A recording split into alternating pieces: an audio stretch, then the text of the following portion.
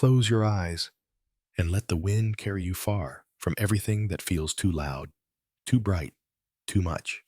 Tonight, there are no kings, no battles, no feasts. Only a story whispered between dusk and memory. A story of a woman no one dared to name in daylight, but all sought in darkness, when fear rose like frost in the chest. Breathe slowly now, and step gently into the stillness between worlds. The fire crackles like soft whispering thread, weaving its way through the pine-scented dusk. Wind rustles the dried reeds near the doorway. You are not cold. The wool is thick around your shoulders, and the embers glow with a steady breath. The scent of elder bark, bitter and ancient, curls faintly in the air. This is the hour between waking and dreaming, when memory walks quietly, barefoot, through the soul's long hall. In the year 922, beneath the storm-worn skies of a northern fjord settlement, a woman awoke before dawn, not to light the hearth or gather snowmelt, but to listen. Not with her ears, but with her bones. Her name was Thorgunna. She bore no title that men spoke aloud, yet behind closed doors, they called her a vulva, a seeress, and they feared her more than they feared hunger, or winter, or the wolf. And still they came. She did not live within the ring of homes near the water's edge, where the salt air never rested. Her turf-roofed hut stood high on the hill, past the boulders shaped like sleeping beasts. The door of her home was narrow, almost like a slit in the earth, and from it poured the smell of herbs, waxed hide, dried fish, and the iron scent of things unspoken. Thorgunna had not always been alone. In her youth, when her mother still breathed and her voice had not yet thinned into gravel, she had walked with pride among the living, attending feasts, stringing bone charms through the hair of children, whispering to women in childbirth. She had once been sought after for blessings, but something had changed, not suddenly, but like the slow thickening of mist on a fjord, until no one could recall what the land looked like without it.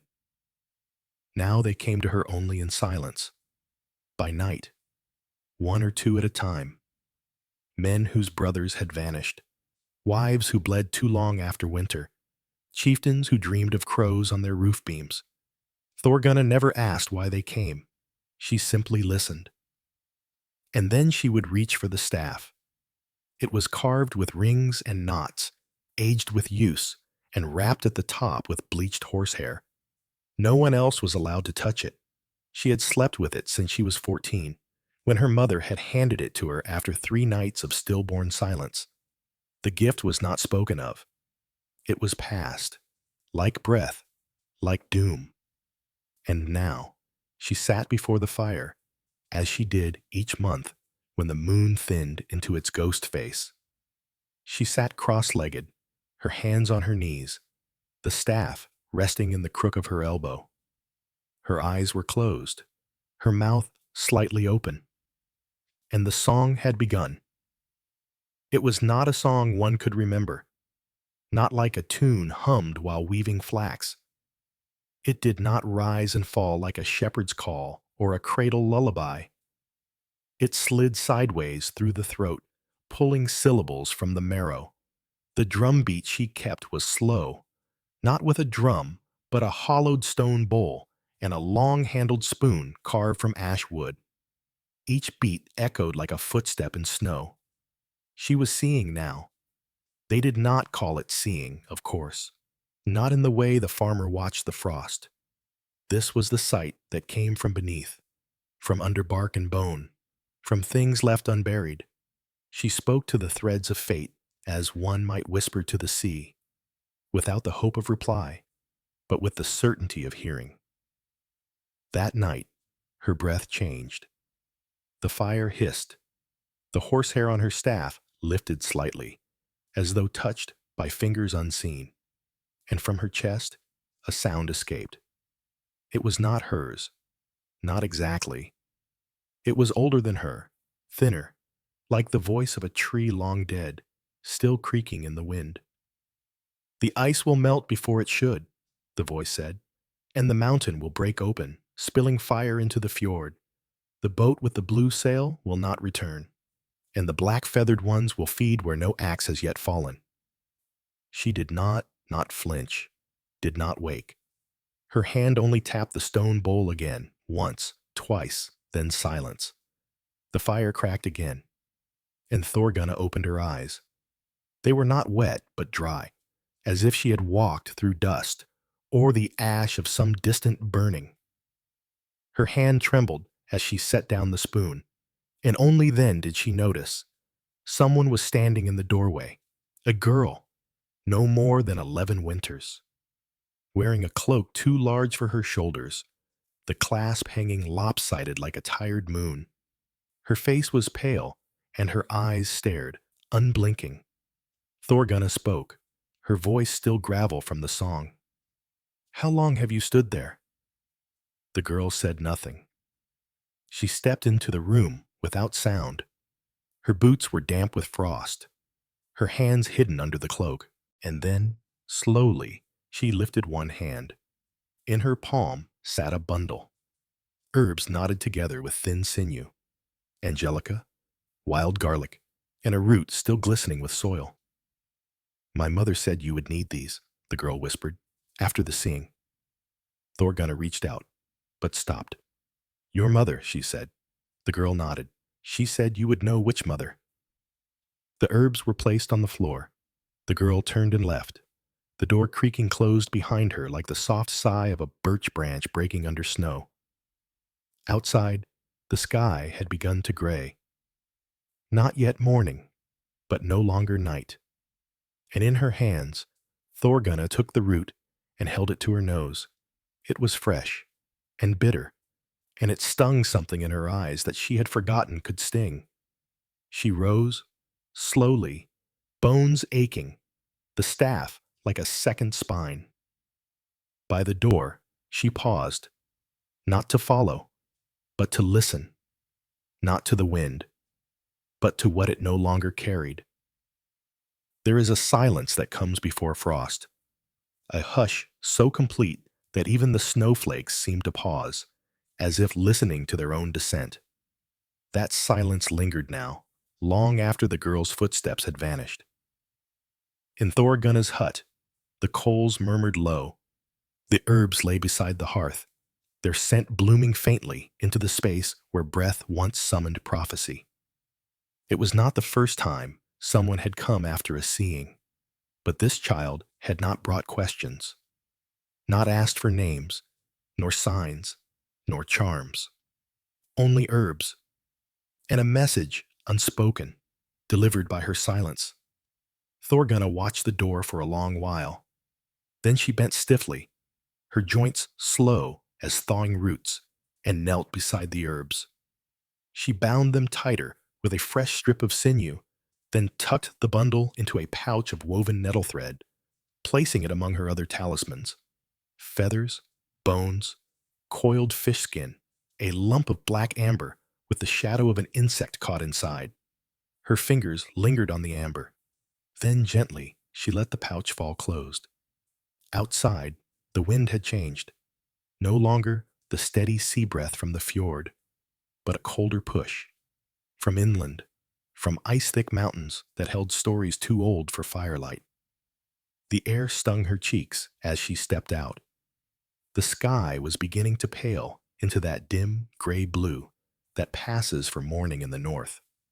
A raven circled low over the hilltop, then glided away toward the trees. She walked, not toward the village, not yet, but to the stone. It sat atop a ridge where nothing grew, broad and flat, half buried in the moss, like a table forgotten by the gods. Thorgunna had come here since she was a girl, brought first by her mother when her blood had quickened and the dreams began. This was not a place of worship. It had no carvings, no sacrifices left behind. It was simply a place where words did not lie. She touched the stone with both hands. It was cold, slick with hoarfrost. Then she laid her forehead against it and whispered, I saw fire. The moss did not move. I saw wings where no battle has yet touched. Only the wind replied, dry as bone, cutting through her braids. And I saw, she paused, I saw the girl. Not the child who had come last night, no, but another, younger still, with hair the color of crow feathers and eyes that shimmered like wet stone. She had seen this child in dreams, always at the edge, watching. Thorgunna sat on the ground, legs crossed before the stone. The frost bit through her skirt, but she did not flinch. There were questions she had never asked her mother, and answers she had never dared speak aloud. Now, she asked them anyway. Did you see her too? She whispered. Was she in your dreams, as she is in mine? No reply came, but the raven returned. It perched on a nearby branch, head tilted, not cawing, not moving, only watching. That night, Thorgunna returned to the village, not to speak, only to be seen. It was the day before the blot, the winter sacrifice. Smoke curled from the thatched roofs, thicker than usual. Men were sharpening blades. Women were boiling fish stew and steeping seaweed in salt brine. Children had been sent to the woods to gather pine cones and dried rowan branches for the pyres. She passed them quietly. No one called out, but all saw her. A boy stopped stacking kindling and stared until his mother hissed at him and turned his face away. She entered the chieftain's longhouse without knocking. It was dim inside, but warm. The central fire blazed high, and goat skins hung along the walls to trap the heat. A man sat at the end of the room, draped in fur, his face shadowed. He was not young, but not old. The sort of man whose beard had grown full before wisdom had arrived. Thorgunna stood still. He did not look up immediately. He continued carving a piece of wood, a spear shaft, long and straight. When he spoke, it was quiet. You saw something. It was not a question. She nodded. He set the shaft aside. Will it come before the sea freezes? She hesitated. It will come when the snow melts early, when the ice runs red. He frowned. That is not an answer. It is the only one the threads would give. He leaned forward, now watching her closely. You said once you do not lie. I do not. And yet you speak like riddles from the old tongues. What use is that to me? Thorgunna's eyes did not waver. The gods do not speak plain, not to me, not to anyone. He rose. His frame was broad. Once a warrior, now a man of hearth and trade, but with the memory of blades in his shoulders. You were wrong once, he said. She said nothing. My brother, you said he would return. I said the sea had not claimed him. Then where is he? She lowered her head. I do not know. He stepped closer until they were no more than a breath apart. If doom comes, and you do not warn us with truth, it is you the people will turn on. Remember that, seeress. Her mouth was dry, but she did not move. It would not be the first time, she said, and she left. By nightfall, the wind howled down from the high ridges, clawing through the village like a wolf searching for weakness. The girl returned.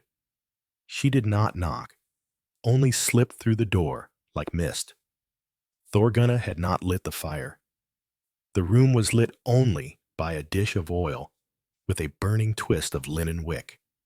The girl stood silent in the glow. Thorgunna looked up from her furs. You are not afraid of me, The girl shrugged. My mother said not to be. She must be a brave woman. The girl did not answer. She approached the low table and placed something wrapped in cloth. When Thorgunna unwrapped it, she found a small braid of hair bound in red thread.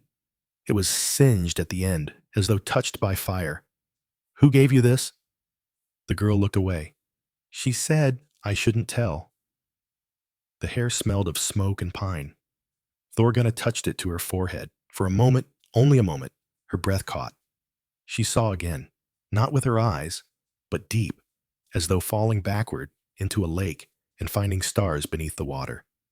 A field, dark with ash. A body half buried. A scream that never reached the sky. And crows, so many crows, their wings beating like war drums over the snow. She gasped. The girl stood watching. And then softly, she spoke. Is it true what they say? Thorgunna blinked. What do they say? That you see death before it comes. The woman's voice shook. I see what the threads permit. Then why don't you stop it? And that, more than anything, pierced the night. Thorgunna closed her eyes. And for the first time in many moons, she wept. Not loudly, but like earth soaking in spring thaw, slow, unseen, and endless. Outside, the oil in the lamp guttered, and the girl, still silent, took Thorgunna's hand. She did not pull away. They sat like that until dawn. Mist curled low over the earth like spilled milk on dark stone. The frost had hardened overnight, and the trees stood stiff and silvered, their branches etched against the pale sky like runes written by wind. In the half-light of dawn, not yet blue nor truly gray, the birds remained quiet, and the snow beneath the pines lay undisturbed, save for two sets of tracks, one larger, dragging slightly, and one light, like the imprints of a wren. Thorgunna did not ask the girl why she had come again. Some things need not be spoken between those who have both looked through the thin veil between breath and shadow. They had not moved for a long time, only sat, one with a hand still clutched in the other's, as if warming something older than bone. And when the sun began to rise, faint and pale, barely a promise behind the clouds, Thorgunna finally stirred. Her eyes were red, but dry. You should go back before your people wake. The girl nodded, but did not move. Instead, she looked toward the pouch of talismans near the hearth. Her eyes lingered. What do they mean? She asked, her voice soft as wool smoke. Thorgunna followed her gaze, then reached slowly for the pouch and opened it. This, she said, lifting a feathered cord, is from a raven who landed on my windowsill the day my mother passed. It watched her die, then flew away. I found one feather on the sill. She had always said the birds would come when the time was right. She held up a shard of bone, a whale's jaw, carved smooth by the tide. I found it on the shore, after dreaming of a woman drowning.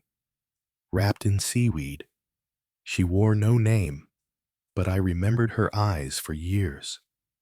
The girl said nothing. And then, from the bottom of the pouch, Thorgunna pulled out a tiny bundle of cloth. When she unwrapped it, a tooth fell into her hand. Human. Small. The girl's face changed. Something flickered. Not fear, but something older. Recognition, perhaps. This came from a grave I dug with my own hands, Thorgunna whispered. A child's grave, long before your time. The child had no voice when she lived, but in dreams, she spoke. A stillness took the room, as though even the embers refused to crackle. And then the girl stood. Will you teach me? She asked. It was not the voice of a child anymore.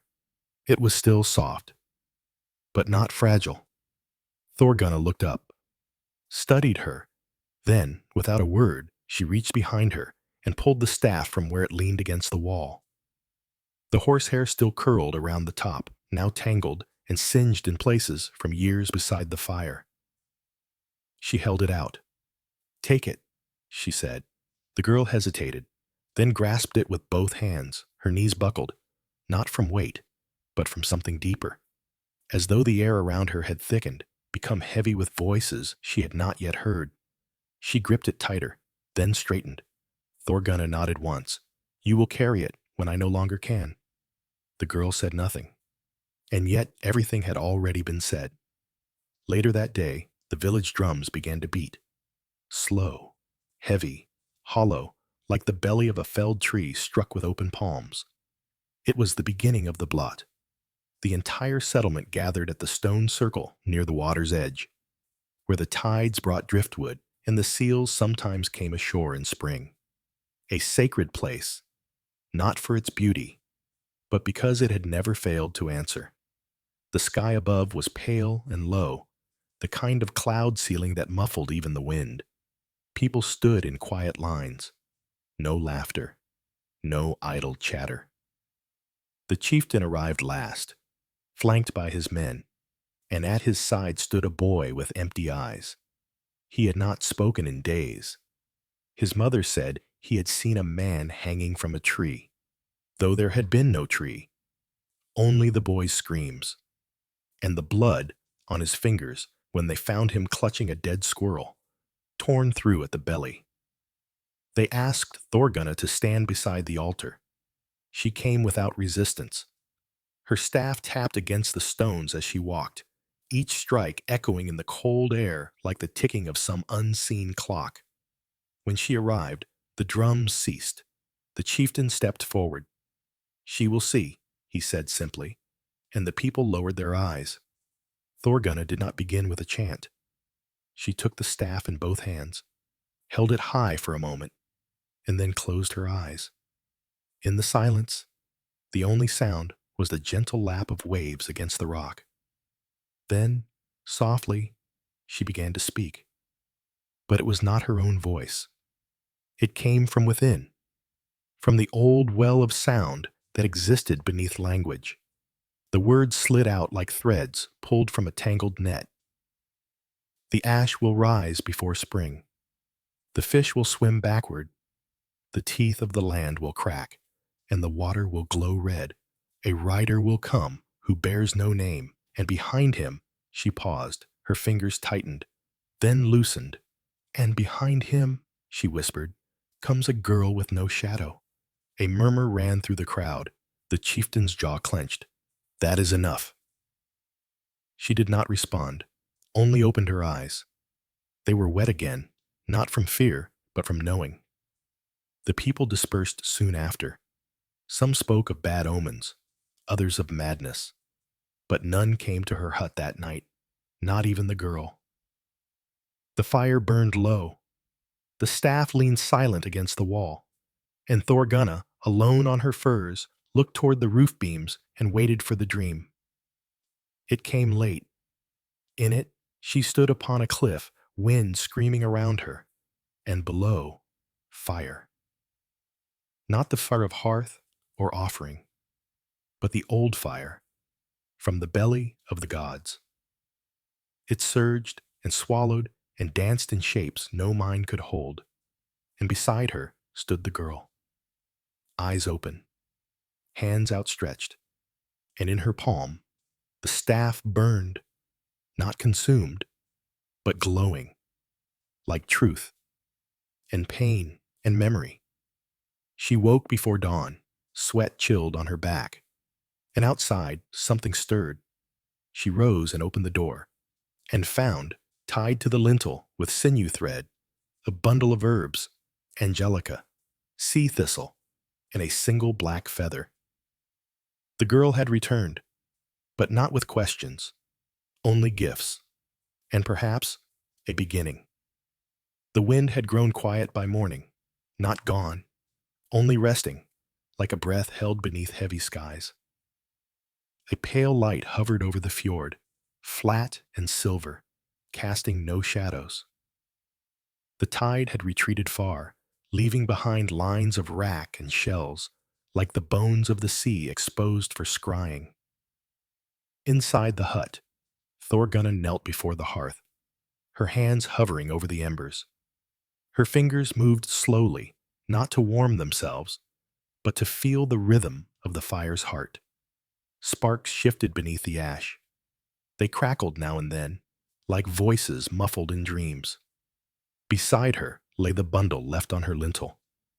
Herbs carefully bound, a feather resting like a quiet warning. The girl had come again, but not stayed. Thorgunna had not heard footsteps, nor breath, only found the gift, tied with a strip of her own woven cord, taken from the staff without permission.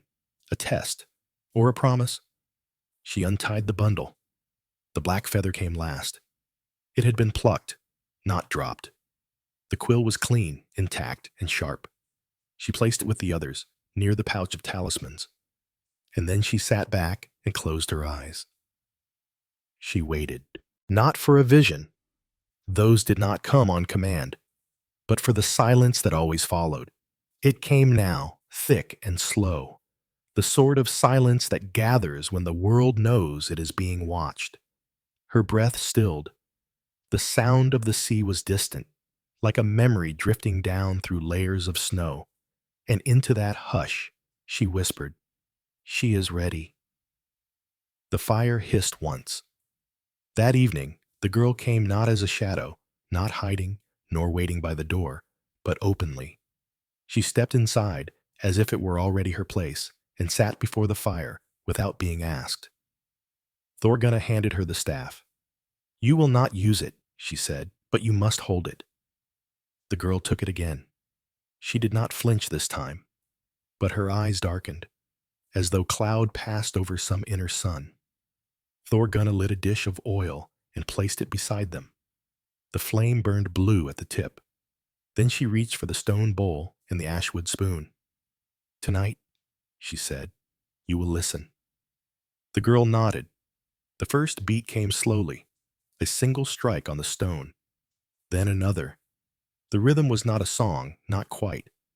It was the heartbeat of something old, not human, not divine, but something deeper, beneath even the gods. Thorgunna began to hum, low, broken, like wind through reeds. And the girl closed her eyes. The hut faded, the fire vanished. She heard water, a dripping at first, then rushing. She was not afraid. Then came the voice. Not Thorgunna's, nor her own, but something that lived between. It said, "She sees you." The girl's body tensed, but the voice continued, "She sees you, and she has waited, through frost, through death, through every step you do not remember." Then silence, and the beat stopped. The girl opened her eyes. She was weeping. Thorgunna placed the spoon aside. "You saw her," she said softly. The girl nodded. "And now," Thorgunna said, "you must know her name." The girl did not speak, but her lips moved. And Thorgunna, though she heard no sound, understood. The name was not one spoken aloud. It was given only in dream. Later, when the girl slept in the corner of the hut, curled beneath a bearskin, her breath slow and steady, Thorgunna stepped outside. The sky was cloudless, stars scattered like runes across the black, and the northern lights, pale and thin, swayed above the hills. She walked, not far, only to the edge of the stone ridge. There she knelt, and she began to dig. The ground was cold, but not frozen. She used her hands, not a shovel, not a blade, only her fingers.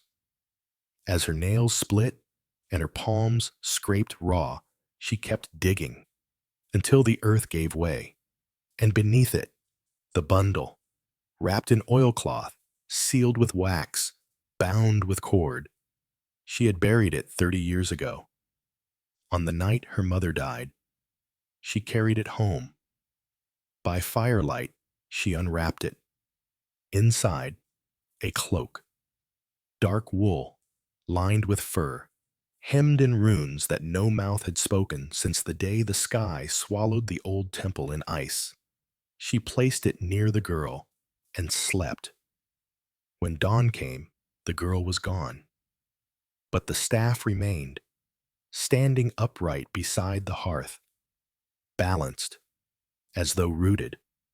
That day, smoke rose from the village again, not for the blot, but for death. A man had been found by the riverbank, his body split open, not by blade, but by force, as if something from within had torn its way out. His mouth was full of blood, and his eyes stared at something no one else could see. The chieftain summoned Thorgunna. She arrived as she always did, staff in hand, eyes steady, voice quiet. He showed her the body. She did not touch it, only looked, then turned to him. "You must bury him with stone," she said, "not in soil." He frowned. "That is not our way." "It must be done," she said, "or he will rise." The people muttered. The chieftain's face darkened. "You speak like the old ones, but the old ones are dead." Thorgunna looked past him and into the trees. She saw the girl, standing still, watching. She said nothing more. That night, she prepared for the rite, not the public one, but the rite beneath, the hidden one, the one that costs. She painted her hands with crushed charcoal and red ochre. She wove her hair with bone beads and tied a strip of crow feather along her brow. Then she knelt and spoke the name. The girl arrived by moonrise, not as a visitor, but as kin. She wore the cloak, and in her hand the staff. Together they began the seeing. Not for one man, not for a village, but for the land, the sea, the sky. They saw what came with the spring floods. They saw the mouths of mountains split open. They saw faces beneath the waves, smiling without warmth. And at the center of it all, the girl, older now, standing alone, staff burning in her grasp, and the people kneeling before her in fear. Thorgunna awoke from the trance and smiled, not with joy, but with knowing. It was nearly time. She touched the girl's hand and said, "You must go north." The girl looked at her. "The others wait." "The others?" Thorgunna nodded. "You will find them. They will know your name." "And you?" the girl asked. Thorgunna looked out to the fire and whispered, "I will walk west, to where the sun sinks, where the earth ends, and silence begins." The girl did not argue. Some endings are not to be refused. By morning, she was gone, as silently as she had come, and in her place, only ash, and the feather, and the staff, still warm to the touch. Some mornings arrive like whispers, not with light, but with the absence of dark. The sky fades gently into silver, the stars withdraw without farewell, and the land holds its breath, uncertain whether to wake or continue dreaming. On such a morning, the hut stood empty. No fire burned in the hearth. No footsteps stirred the frost at the doorway. No chanting voice drifted down the hillside to the fjord. The hearth was cold, but not abandoned. The staff was gone, and in its place, laid with care across the stone bowl used for the old rhythms, was a single strip of red wool, frayed at one end, damp at the other. It smelled faintly of juniper and something older still. Beneath it, the ashes had been drawn into the shape of a spiral, not a circle, a spiral, always returning, always deeper. Thorgunna had left without words. She had not said goodbye to the villagers, had not sent the girl back for one last message. She had simply walked west. Only one boy, a quiet herdsman who spent his days among the hill goats, claimed to have seen her vanish over the ridgeline, a black shape against the snow, the staff in her hand gleaming like wet bone. He said she didn't look back, and she hadn't. She had walked along the frozen stream until it thinned into bog and root, then further, past the old standing stones where no one gathered any more.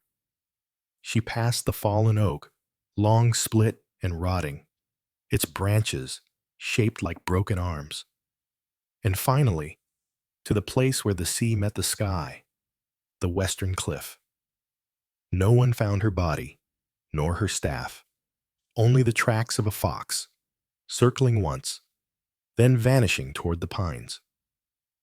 But long before that, the girl had already begun her journey, northward, not toward cities, nor temples, nor power, but toward the bones of the land, the places where the gods had left their thumbprints in stone and fire. Places that no one mapped, but all remembered in blood and dream. She carried little, only the cloak and the staff.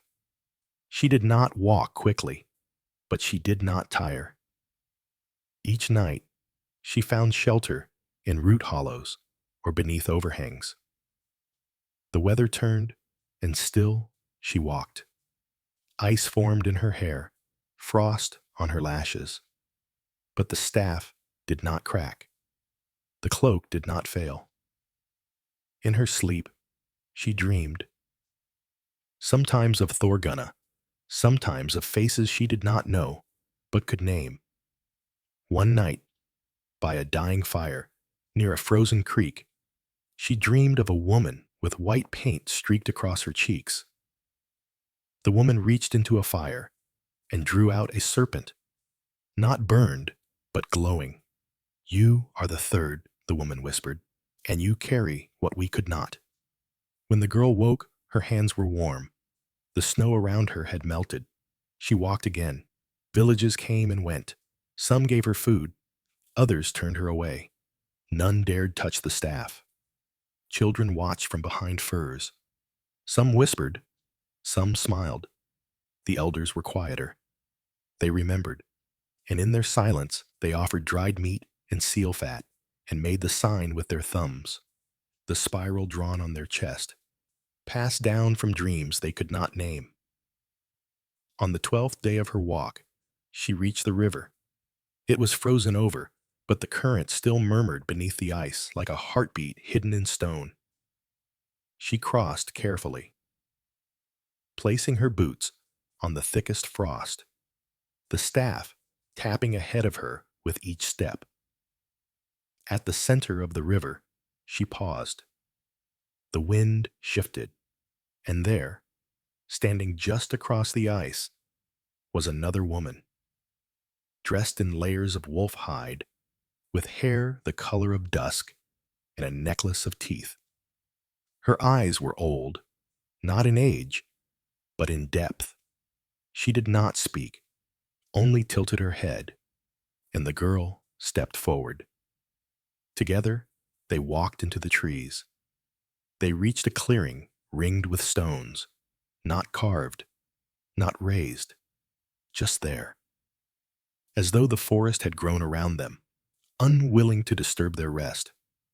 At the center, fire, not lit with flint or spark. It simply was.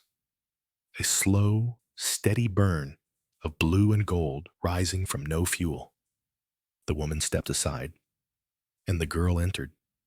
She stood before the fire, then raised the staff.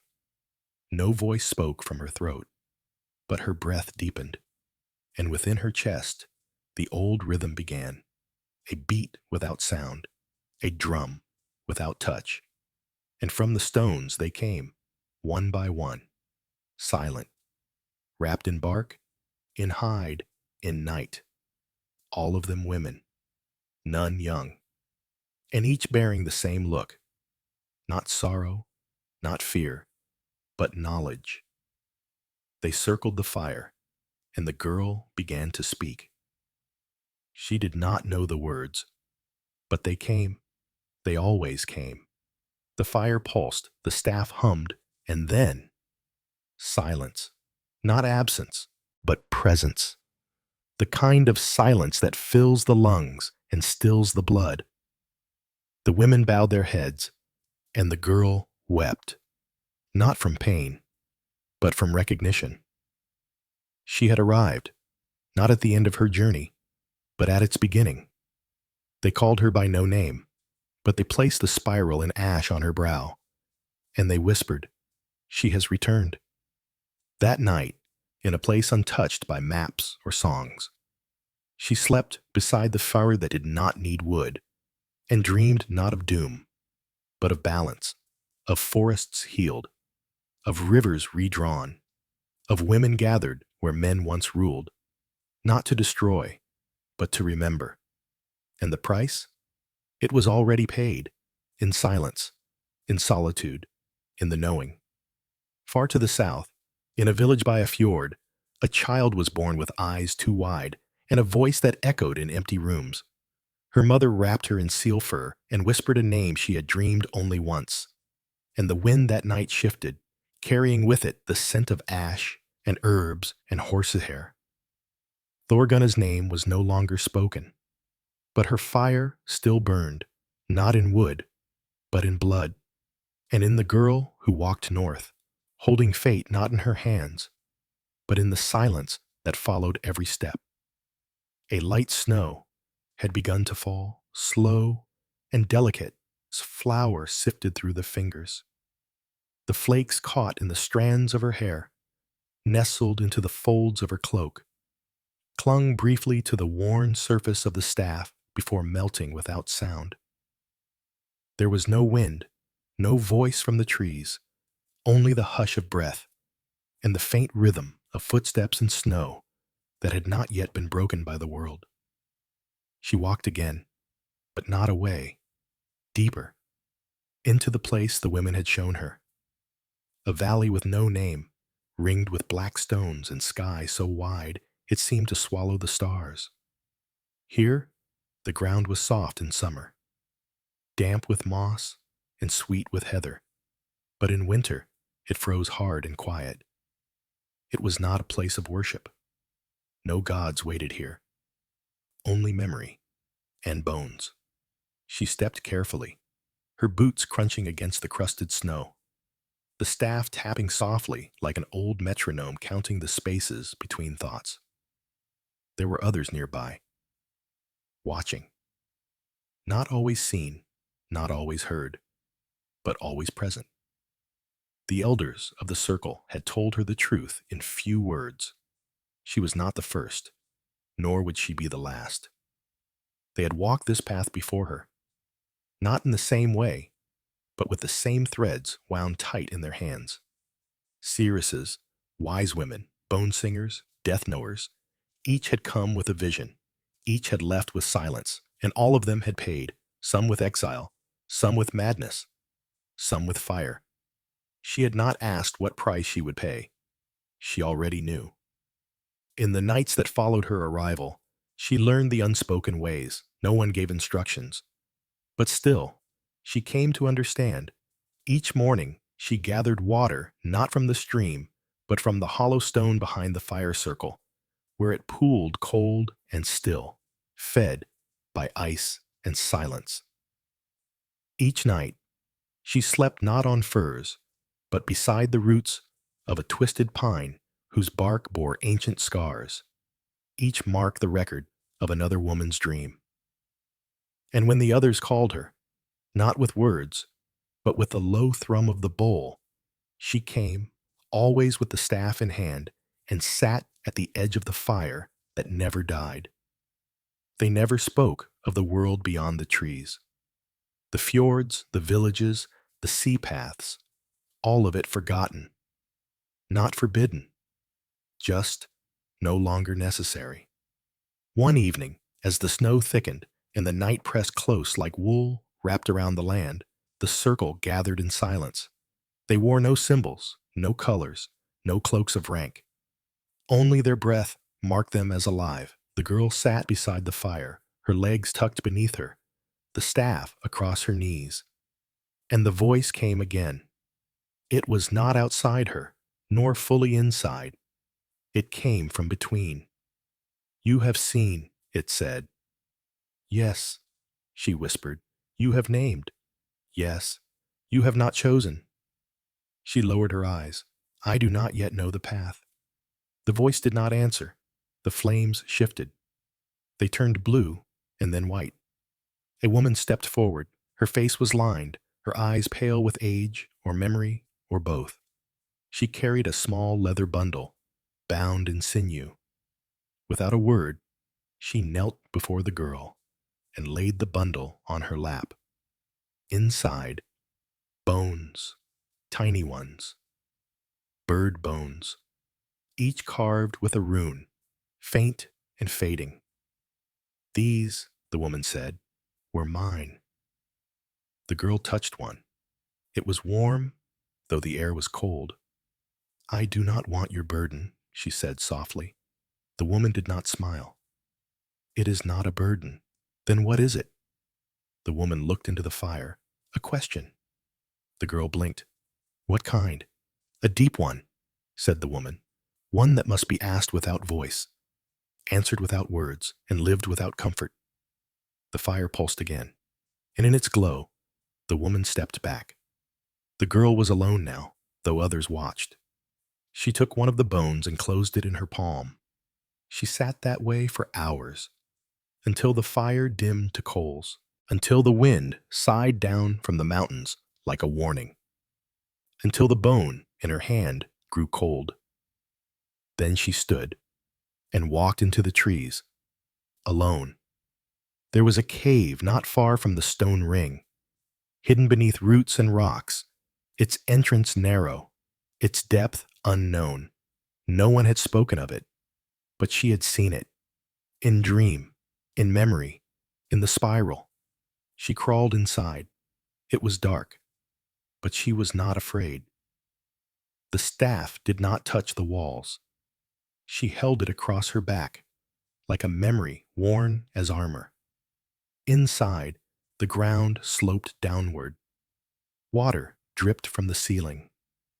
The walls were slick with moss and mineral. At the end, a chamber, small, round. In its center, a pool, still, black. She knelt beside it and looked in. No reflection met her, only depth. She lowered the bone into the water. It vanished, not sunk, not floated, just gone. And with it, the voice returned. She has given. She has heard. She must now remember. And she did.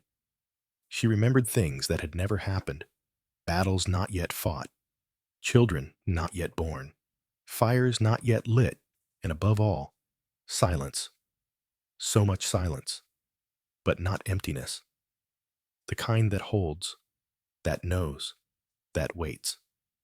She wept again, not from pain, but from knowing that one day she too would vanish into memory, not as name, but as echo. When she left the cave, the dawn had begun to stir behind the trees. She walked slowly back to the ring. They were waiting. The oldest among them stepped forward. "Did you choose?" The girl nodded. "I did." The woman held out a hand. The girl gave her the staff, and then stepped back. The woman looked at the others, then passed the staff to the next, and the next. Each touched it, each bowed, and then they vanished, one by one, into trees, into snow, into the breath of the wind, until she stood alone, the staff in her hands again, the fire burning at her feet. She did not sit.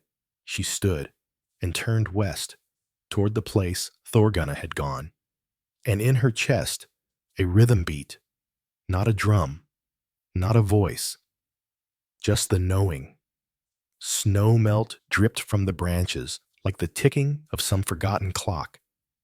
The air had softened, not warm, not yet, but touched with something new, a loosening. The ache of winter easing its grip, even if only for a breath. Beneath the trees, the moss waited. The ground sighed, and the sky above turned from steel to silver. She felt it in her soles, in her ribs, the shift. Spring did not announce itself in these parts. It crept, and she walked with it. The staff tapped against roots and rock, steady as her breath. Her cloak, stiff with old salt and ash, swayed at her knees. Behind her, the stone circle was already fading from memory. Not forgotten, only folded away. Like a rune that has served its spell. She followed no trail. The path was not drawn on bark or bone. It pulled her from within. That quiet hum that had begun when she first held the staff now guided her steps, as steady as tide and as certain as silence. She passed no villages, no herds, no fisherfolk mending nets along the streams. The land here was empty, not abandoned, but held apart. A place where voices once carried too far and were never heard again. She camped beneath a gnarled pine one night, the bark twisted like knuckles in prayer. The snow had thinned to patches, crusted and dirty. Her fire was small, a circle of warmth and smoke that barely reached her shoulders. But it was enough. As dusk fell, the forest spoke, not with words, with breath, the kind of hush that comes when something listens. She looked into the fire, then closed her eyes. The dream took her at once. She stood on black stone, the sea writhing at her back. Before her, a hall, vast and broken, with columns that reached into fog and a roof open to storm. Figures moved inside, not people, not beasts. Their shapes shimmered, unfixed, their eyes too many, or none at all. She entered. Each step echoed. They did not turn to her, but she felt their tension. The weight of it pressed on her collarbones. At the center of the hall, a woman, kneeling, bound not with rope, but with vines of smoke and iron. Her mouth was open, but no sound came. The staff burned in the girl's hand. She raised it, and the vines split. The woman looked up and smiled, then, without a word, crumbled into dust, and the wind scattered her. When she woke, the fire was dead, but the ashes glowed. She pressed her palm to them. They did not burn, but they marked her, a spiral, clear, clean, unmistakable. She stood and walked again. The land had changed. The trees grew sparse, the sky wider. Rocks jutted from the soil like teeth. In the distance, she saw mountains, black and blue, still capped with snow. She headed toward them. By the time she reached the foothills, 3 days had passed. Her food was low, but hunger had become a companion, not an enemy. She stopped at the edge of a ravine. The stream below was frozen, but cracks laced its surface, delicate and branching, like veins in glass. Across the gorge, a figure. At first, she thought it a tree, but it moved, slowly. A woman, tall, bareheaded, her hair white and loose, whipping in the wind. She held no staff, only a strip of cloth, red, tattered. The girl stepped to the edge. The woman mirrored her. No words passed, but the girl raised the staff, and the woman nodded, then turned, vanishing into the mist. The girl followed the ravine until it narrowed, then crossed it on a fallen tree. One step at a time, arms wide, the staff balanced across her shoulders. Beyond, the path steepened. Her legs ached. Her breath came harder. Still, she climbed, until she found the cairn.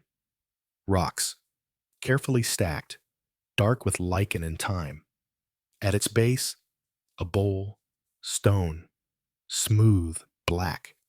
She knelt beside it, looked in. The bowl was dry, but her reflection swam. Her face, older than it should be, eyes shadowed, mouth firm. She blinked, and the image faded. In the sky above, clouds began to gather, not the soft, snow-heavy kind, but sharp, black, tearing. The wind rose, and with it, a sound, low, trembling, like a drum heard from within the earth. She stood, gripped the staff, waited. The first flake of ash fell onto her cloak. Not snow, ash, then more.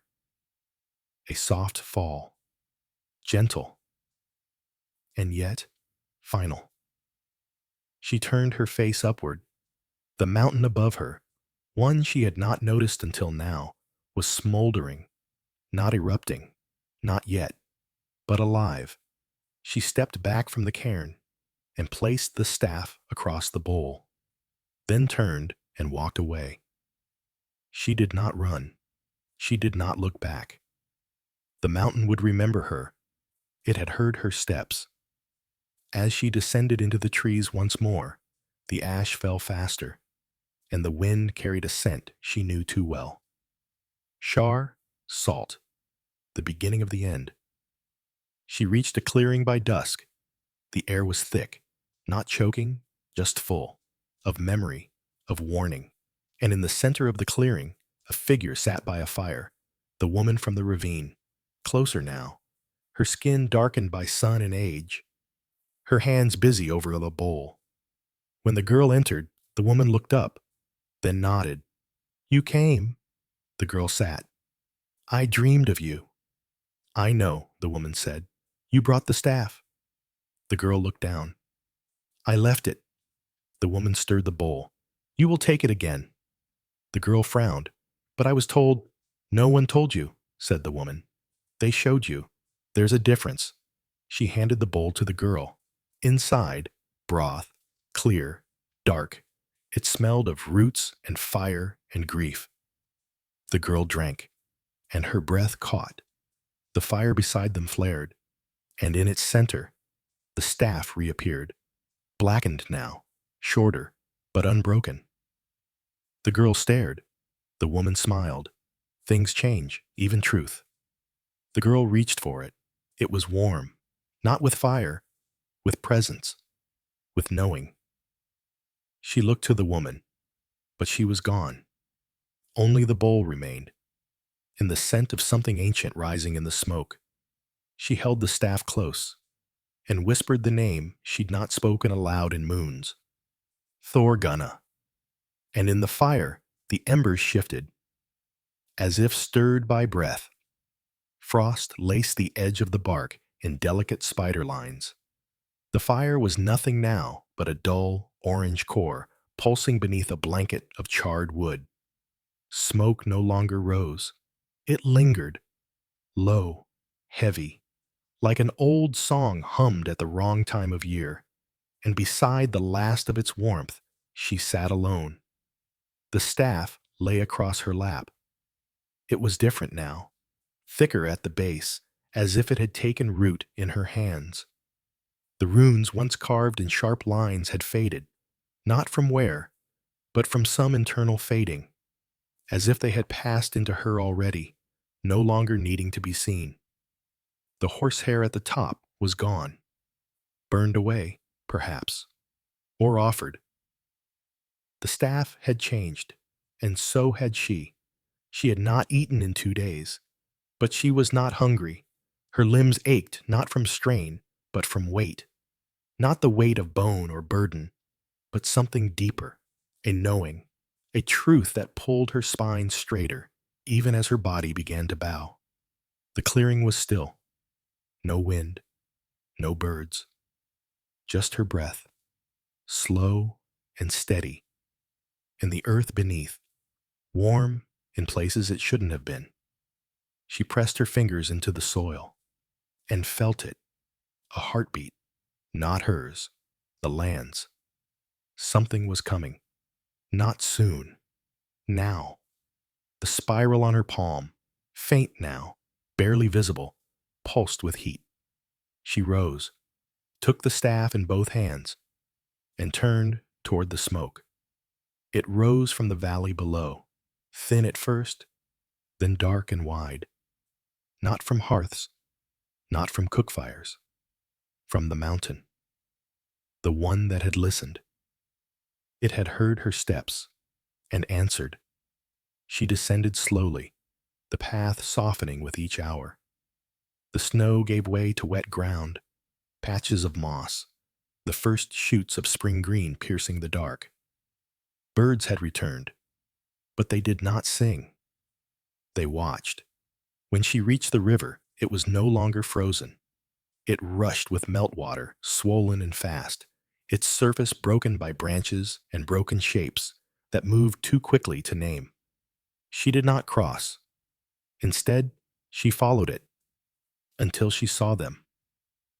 People, a small group, 5, maybe 6, huddled beneath a rock ledge, faces hollow with soot and wind. Children among them, eyes too wide, cheeks streaked with dried tears. They saw her and did not run. One of the men stood. He was older, broad-shouldered, with a beard streaked gray. A hunter once, perhaps, or a raider, now only a father. He stepped toward her. "You come from the north?" he asked. She nodded. "Did it reach the villages there?" She paused. Then softly, "It will." He closed his eyes. "Is it the gods?" She did not answer, because she could not lie, and she did not know. He looked past her, toward the ridgeline, the smoke. "We thought it was over," he whispered. "After the sickness, after the bad harvest. We thought maybe this year." His voice broke. She stepped forward and held out the staff. He did not take it, but he touched it, just once. And when he did, he flinched. She saw it, his eyes. They widened, then changed, and she knew. He had seen something. Not the way she saw. Not deeply, but enough. She lowered the staff. "You must keep moving," she said. "Where?" "East. There's nothing east. There's breath," she said, and that was enough. He nodded, called to the others. They gathered their things, what little they had. As they began to leave, one of the children, a girl no more than 5 winters, paused beside her. She reached out, touched the girl's palm, then stepped away. No words. But her spiral, faint and pink, remained there, mirrored in ash and warmth. The girl did not notice, but one day she would. The group vanished into the trees, and the seeress turned again toward the smoke, not away, toward. That evening, the sky turned the color of rust, not from the setting sun. It had already gone, but from the air itself, light bent differently. The wind came low, crawling along the ground, like a thing that did not belong in the world of breath. She walked straight into it. The mountain's shape was clearer now. It had cracked, split not with violence, but like an egg under careful pressure. From the wound, red bled into the sky. She climbed, each step higher, slower, not from fatigue, but reverence.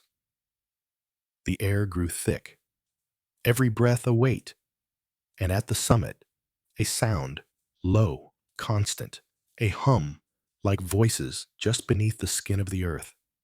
She reached the edge and looked down, a pool, not of water, not of fire, but of something between. It moved, not like liquid, not like smoke, but with intention, memory. She sat, staff across her lap once more, and waited. She did not know what would come, only that something must. She closed her eyes and entered the hum. It welcomed her, not kindly, but knowingly. It unspooled her, thread by thread, pulled thoughts from their hiding places, laid them bare. She saw herself as a girl, as a shadow, as a fire. She saw Thorgunna, not dying, not gone, but walking still, through forests not marked on any skin. She saw women, dozens, hundreds, all with the same quiet grief, the same strength buried deep in their throats, never voiced, only carried. She saw men, some frightened, some cruel, some listening, and some gone before they ever learned to hear. She saw death, not a shape, but a folding, a return.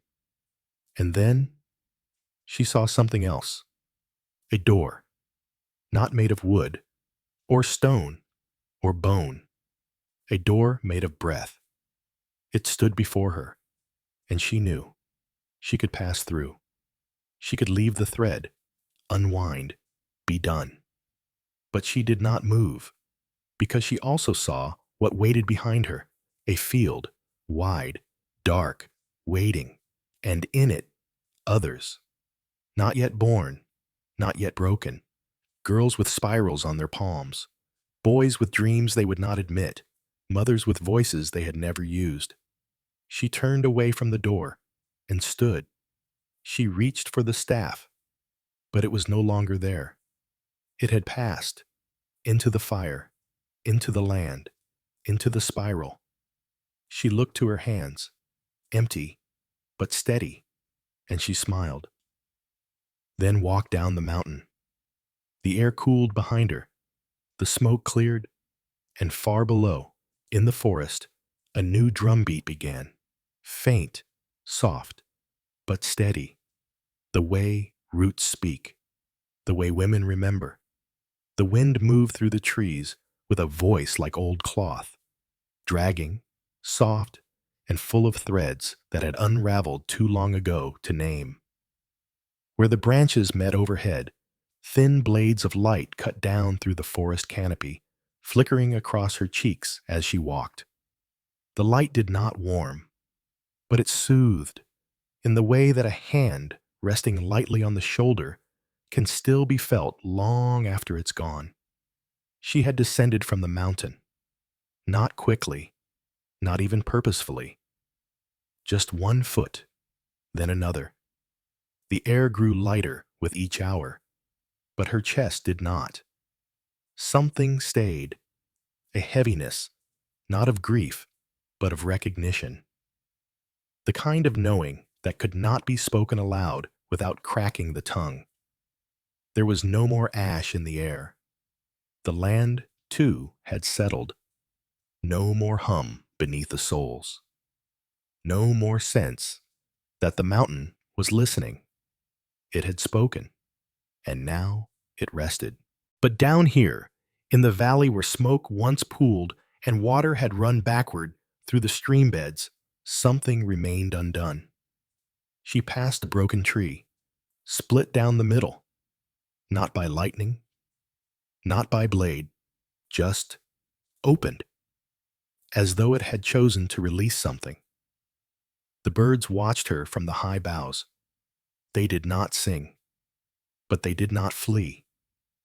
She came to a clearing by noon, ringed with stunted birch, the ground bare and soft. In the center, a single stone, not carved, not marked, just there. And sitting beside it, a man.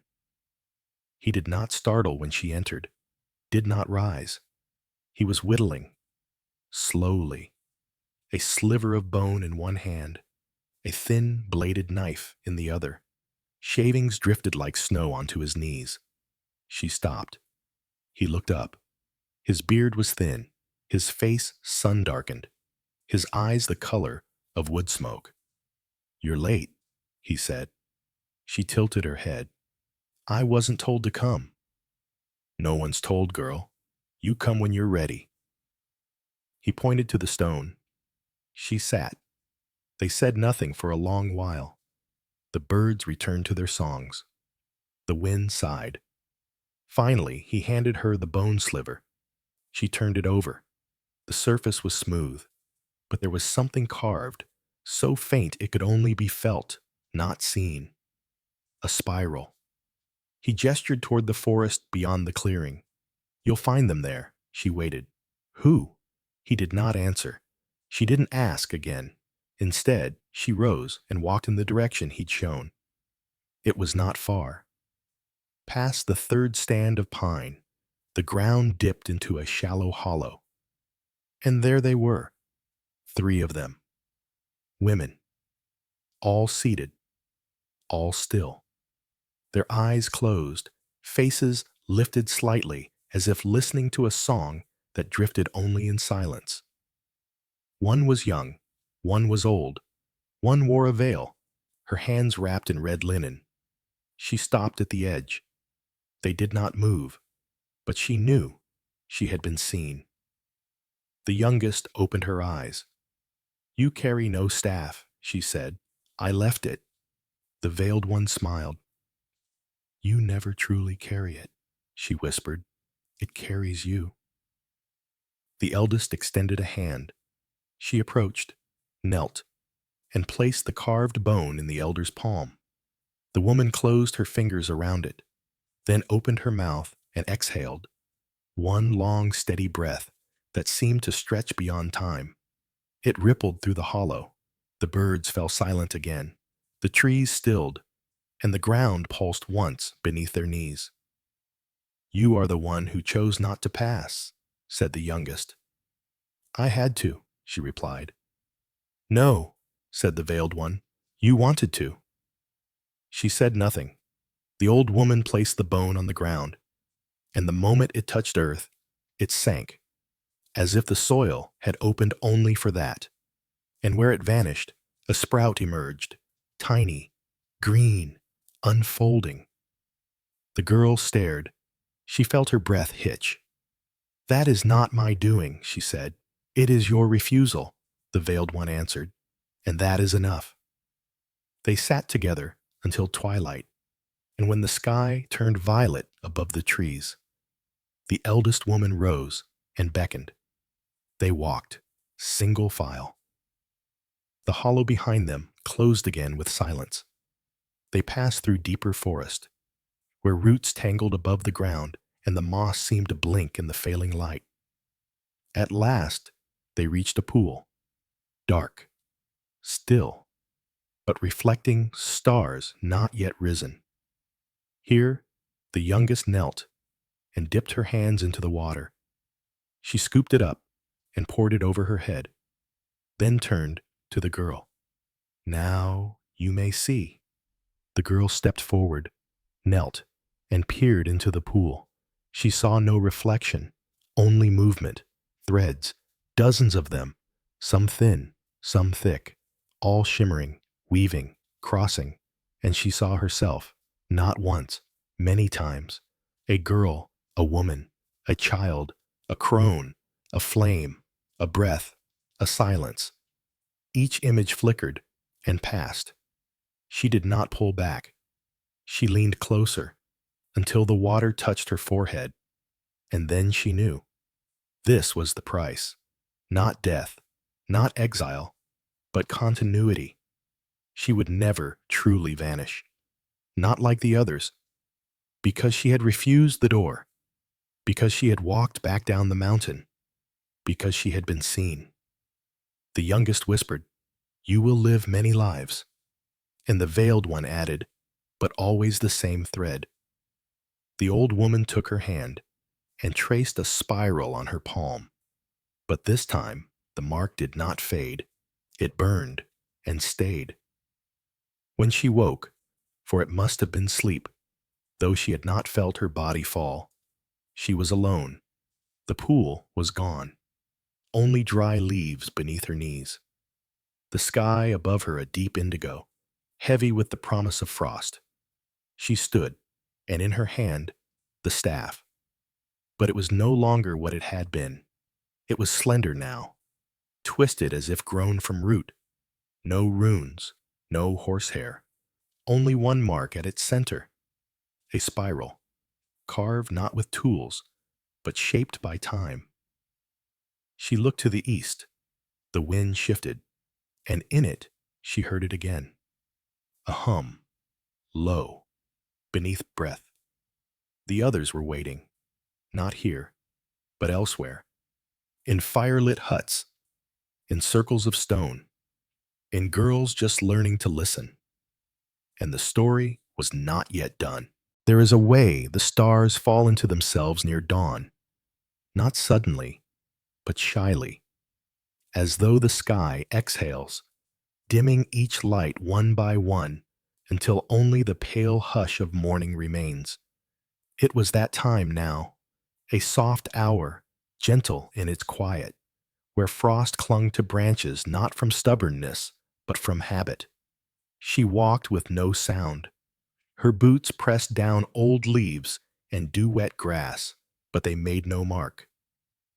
The staff in her hand was light, not weightless, no truth ever is, but light in the way that something familiar becomes a part of the body.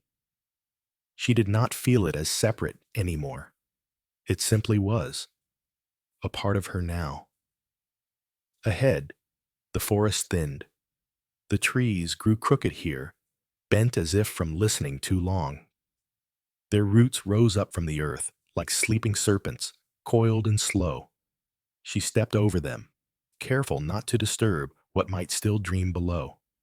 And then she reached the edge. Beyond it, a river, not wide, but fast.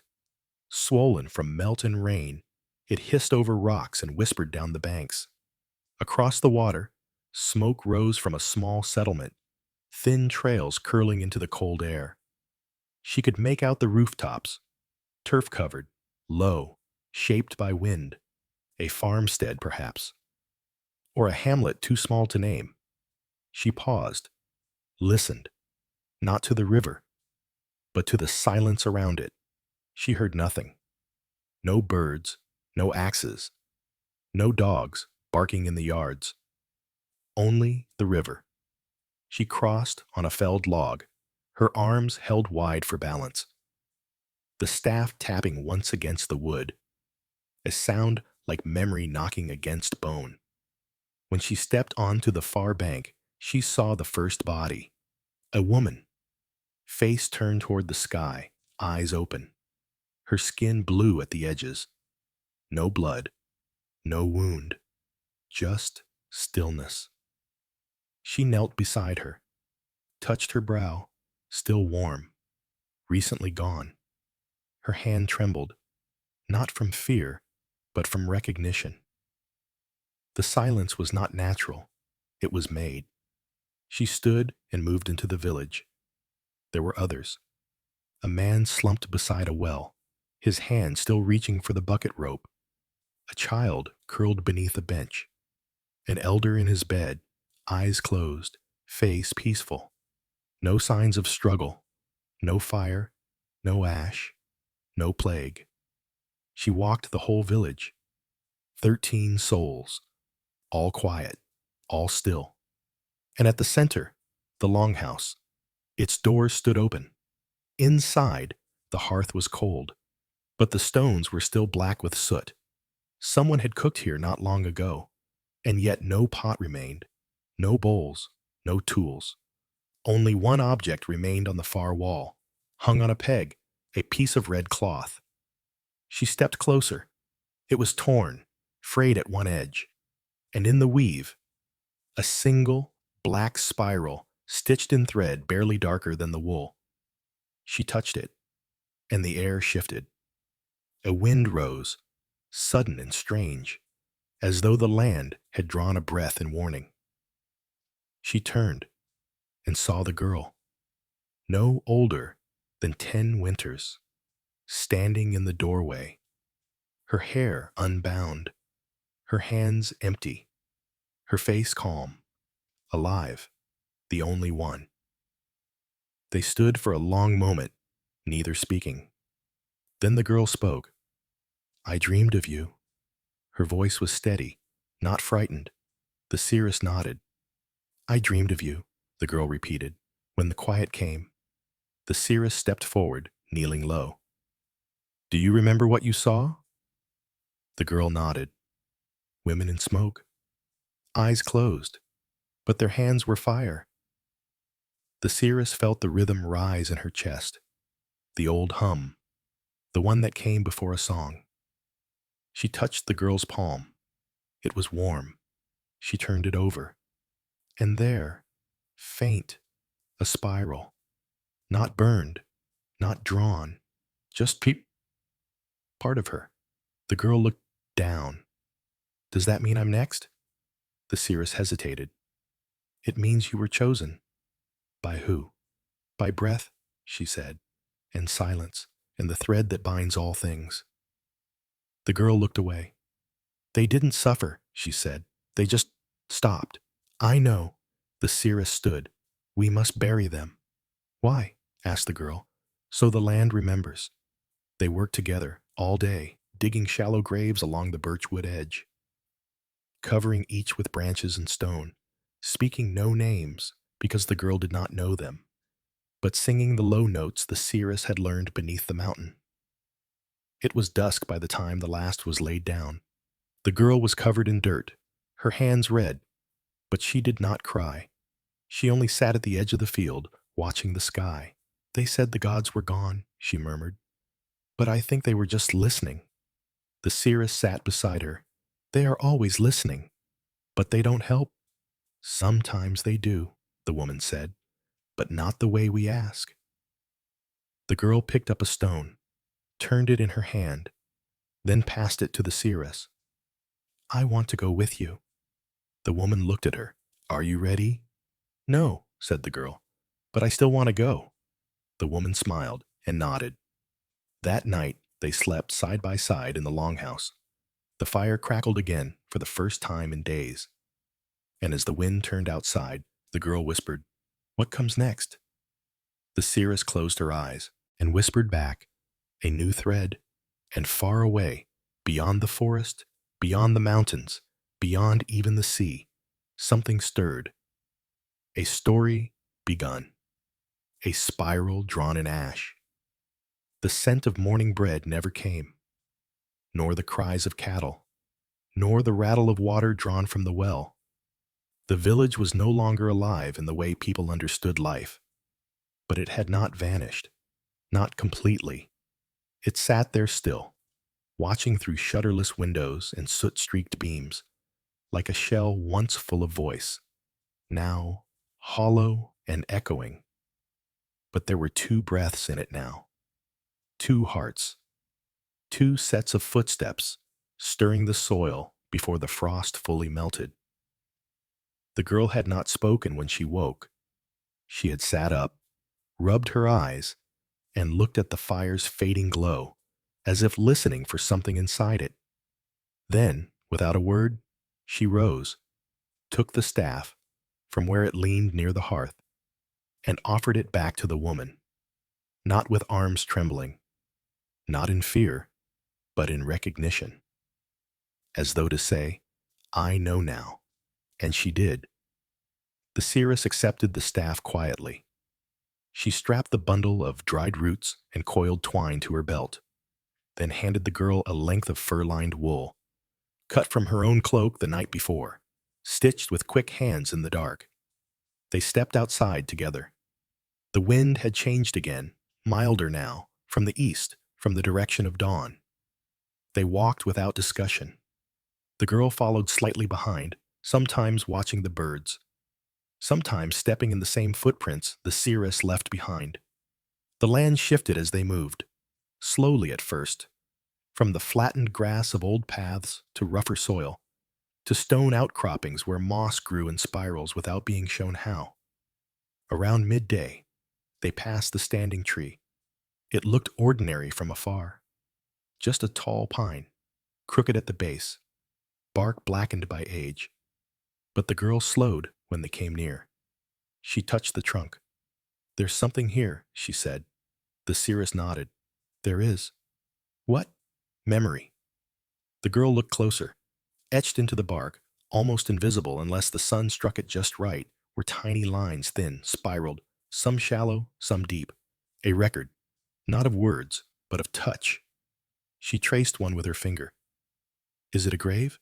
No, said the woman. A gateway. The girl stared longer, then stepped away. I dreamed of this tree once. The woman smiled faintly. Then it's yours too. They left a sprig of angelica at its base and moved on. That night, they slept beneath an overhang, with the sky wide above and the stars blinking low, as if kneeling to watch. The girl asked her first question just before sleep came. Why do people fear us? The seeress turned her head toward the sound. They don't, she said. Not really. Then what? They fear what we see. And what do we see? The fire popped once. A curl of smoke twisted toward the sky. What they choose not to, the seeress replied, and what they forget when they grow tired of remembering. The girl said nothing after that, but in her sleep, her fingers curled into the shape of the spiral. They walked again for 2 days, crossed a shallow ravine, and followed a broken deer path up through the edge of the low mountains. The land smelled of thaw, wet bark, crushed roots, the breath of something old beginning to stretch. And on the third morning, they saw it. The circle, stone, wide, not sacred in the way men built sacred places. No altar, no carved gods, just stones, fallen in places, half sunk in others, but still forming the ring, still waiting. She slowed as they approached. The staff hummed faintly. The girl touched her own chest, where a warmth had begun to gather beneath the skin. The seeress entered first, then turned. You must walk the circle, she said. Alone? Yes. Why? Because I can't go further until you do. The girl swallowed, then nodded. She stepped forward. The first stone loomed taller than her head. It had moss at its base and a crack across its face like an old scar. She touched it, then moved on. Each stone she passed gave her something. A word, a sound, a memory. One smelled of smoke. One echoed her own name in the back of her skull. One made her laugh. Suddenly, without knowing why, by the 9th stone she was crying. By the 12th, she understood. And when she returned to the seeress, her eyes were red, her lips parted. But she was smiling. You saw, the woman said. I remembered, the girl whispered. They sat together on the earth at the center of the circle. The staff rested across both their laps. The wind turned, carried the faint scent of juniper and burning herbs. From behind them, someone approached, then another, then a third. Women, wrapped in wool and bone, eyes steady. They sat, one by one, without speaking, and the song began. No instruments, no drum, just breath. One long note, then another. The girl knew the pattern, though she had never been taught. She opened her mouth and joined. The fire did not appear. It arrived. At the edge of the circle, it flared, not orange, but deep red, like the inside of a heart. It danced without wind, without wood, and they sang around it. The spiral burned into the soil, and in the center of it, the staff began to glow. The women stood, each placed a hand on it, then let go. And the seeress looked to the girl. It's yours now. The girl reached out, took it, and in her hand, it changed, not visibly, but the weight shifted. It was hers now, not given, claimed. The seeress stepped back. You will lead them. The girl turned. Where? Nowhere, she said, and everywhere. The circle dimmed. The women departed, but the girl remained, and the wind whispered her name into the night. Not her old name, but the one she had not yet spoken. Not aloud, not yet. The next morning was born not in gold, but in gray. Low clouds hung thick over the treetops, their bellies heavy with unfallen snow. The sky did not brighten. It softened, like the underbelly of a bird folding its wings in rest. Beneath it, the girl stood in the center of the stone circle, staff in hand, eyes closed, still, listening. The soil beneath her feet was damp, but not cold. A strange warmth had lingered overnight where the fire had burned. It had not left ash, only a faint spiral seared into the earth, still visible in the pale light. The others had gone, silent, without footfall or farewell. But their breath still lingered in the grass, and the air remembered their presence. She opened her eyes. The staff no longer hummed. It was silent, not because it had quieted, but because it had settled. The song was now hers to sing, not a melody, not a chant, but a way of walking, a way of being that echoed in her ribs and spoke without sound. The seeress waited at the edge of the circle.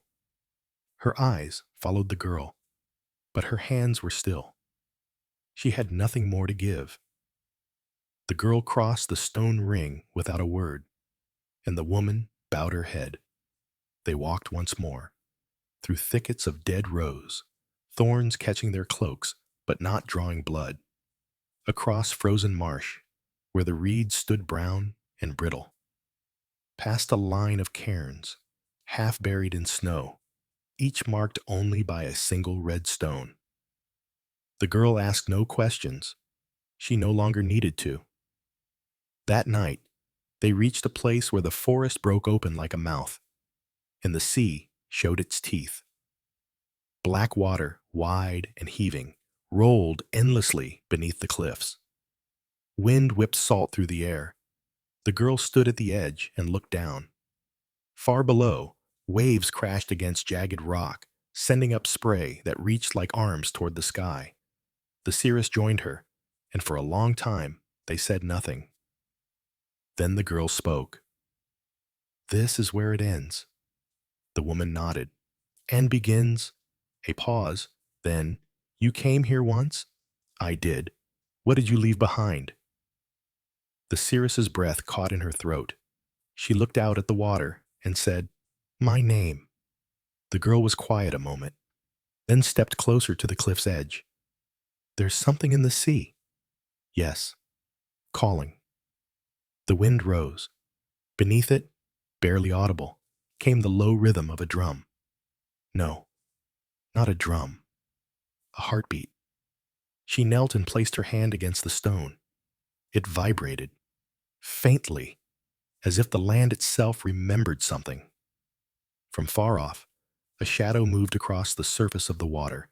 Not a boat, not a creature, not something with shape. Just a darkness, spreading, watching. The girl rose and took a small blade from her pouch. She sliced her palm gently. No flinch, just the truth of it. She let the blood fall to the ground. It sank, quickly. No stain remained. The seeress closed her eyes. "You've called it." The girl nodded. "I have to know." The woman touched her shoulder. "You will." They returned to the fire. It crackled weakly, threatened by the wind. But it held. The girl sat beside it, the staff across her lap, the blood drying on her skin. Sleep did not come easily. But when it came with memory. Not hers. Others. She stood in a longhouse she had never seen, lit by tallow lamps and lined with furs. A woman lay on the ground, her belly round with child. She screamed, not in pain, but in rage. The others circled her, chanting, their voices rising and falling in rhythm with her breath. In her hands, the girl held a bowl. It pulsed with light, and when she looked in, she saw herself. not as she was, but as she would become. The dream broke, and the sea roared. She sat upright. The fire was gone. The cliff edge was closer than before, as if the land had moved. The seeress was gone. The girl stood, staff in hand, and walked toward the edge. Below, the water churned, but something rose from it, a figure, shimmering, shapeless. Its voice was wind, its eyes two hollow stars. "Who are you?" The girl swallowed, then said, "I am the thread." The figure leaned forward. "And what do you seek?" "I do not seek," she said. "I remember." The sea crashed, and the figure vanished, but not in anger, in understanding. The girl stepped back. The staff glowed faintly in her hand. A warmth traveled up her arm, into her chest, and she heard it. A single word, spoken not in language, but in knowing. Continue. And she would. At dawn, she walked inland, not quickly, not triumphantly, just surely. The staff left no trail behind her, but the land remembered her passage. And in the next village, a place not yet marked by grief, but near to it, a child woke suddenly from sleep, eyes wide, palms hot, a spiral blooming beneath the skin. There are mornings that begin not with sun, but with stillness, when even the birds do not yet dare to break the hush, the kind of morning that hangs just above frost, where breath shows faintly, and the trees seem to hold one final secret before the thaw. In such a morning, the girl walked alone. The cliffs were behind her now, swallowed by sea fog. The fire that had burned on the edge of the world was ash, but not forgotten. Nothing was, anymore. Not in her. Not with the staff in her hand, no longer an object, but an extension of rhythm and silence and listening.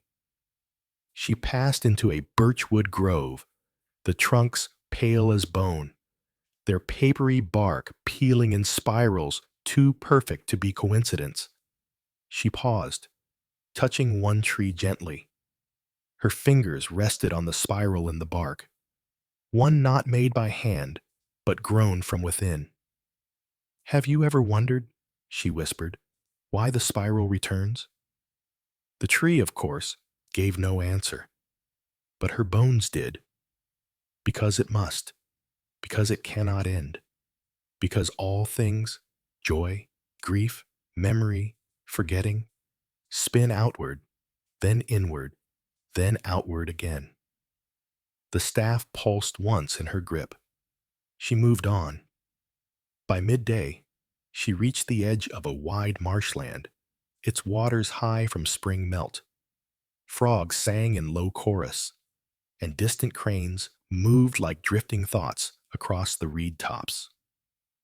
She walked the long path of stones placed long ago, their arrangement too careful to be the work of men, placed by the remembering hands of those who came before words. In the center of the marsh stood a stone, black, tall, not shaped by blades or fire, but time. It was covered in lichen, but beneath it, the surface shimmered with markings that had no edges, no clear language, only motion. The spiral again, but larger now, wider. A shape one could walk into, if the legs were brave. She knelt at the edge of the marsh and removed her boots. The water was cold, but welcoming.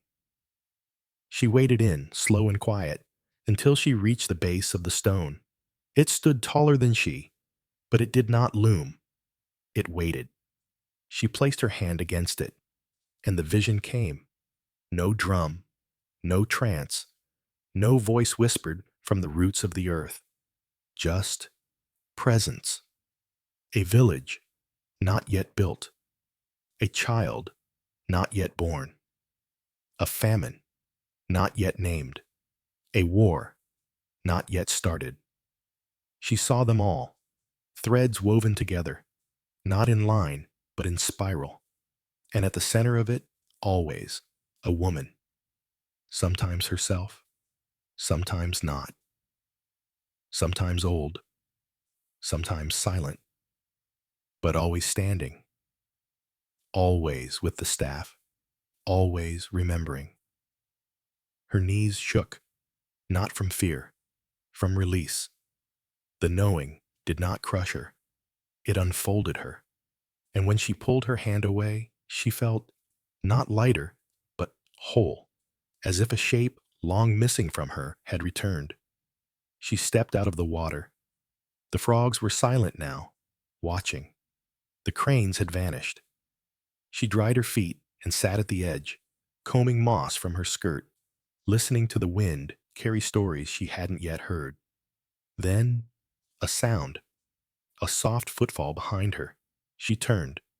A boy stood on the path, no more than 12 winters. He held something in his hands, a bowl of carved ash wood, sloshing with clear water and a single sprig of pine. He did not speak, only came forward, knees trembling, and knelt. The bowl offered to her without words. She took it, held it beneath her nose. The water smelled of spring and stone. She drank. It was cold, sharp. It traveled through her, not like food or warmth, but like memory, like a name once forgotten, now heard aloud for the first time in a long while. She looked at the boy, his eyes wide, afraid, but not of her, of what he knew without knowing. "Who gave you this?" she asked. He swallowed. "My sister. She said you'd come." The girl's brow furrowed. "Where is she now?" "Gone," he whispered. "She left when the sky cracked." The seeress looked up. The clouds were heavy, but whole. Still, the boy's words held truth. Something had cracked, not the sky, the story. She stood. He remained kneeling. "You felt it, didn't you?" she asked. He nodded. "My chest hurts sometimes," he said, "when the birds don't sing." She reached for his hand, turned it over. A faint mark on the palm. Not a spiral. A line. Just one. Straight. New. She exhaled slowly. He would not be like her, but he was part of it. Threaded. She pressed her palm to his, holding it gently. "Go home," she said. He looked at her. "There is no home." She nodded. "Then make one." He rose. The bowl left at her feet, and he walked back the way he came. Not quickly, but with purpose. She remained by the marsh until dusk, and when she stood again, the stone behind her had changed. The spiral now clearer, its center glowing faintly.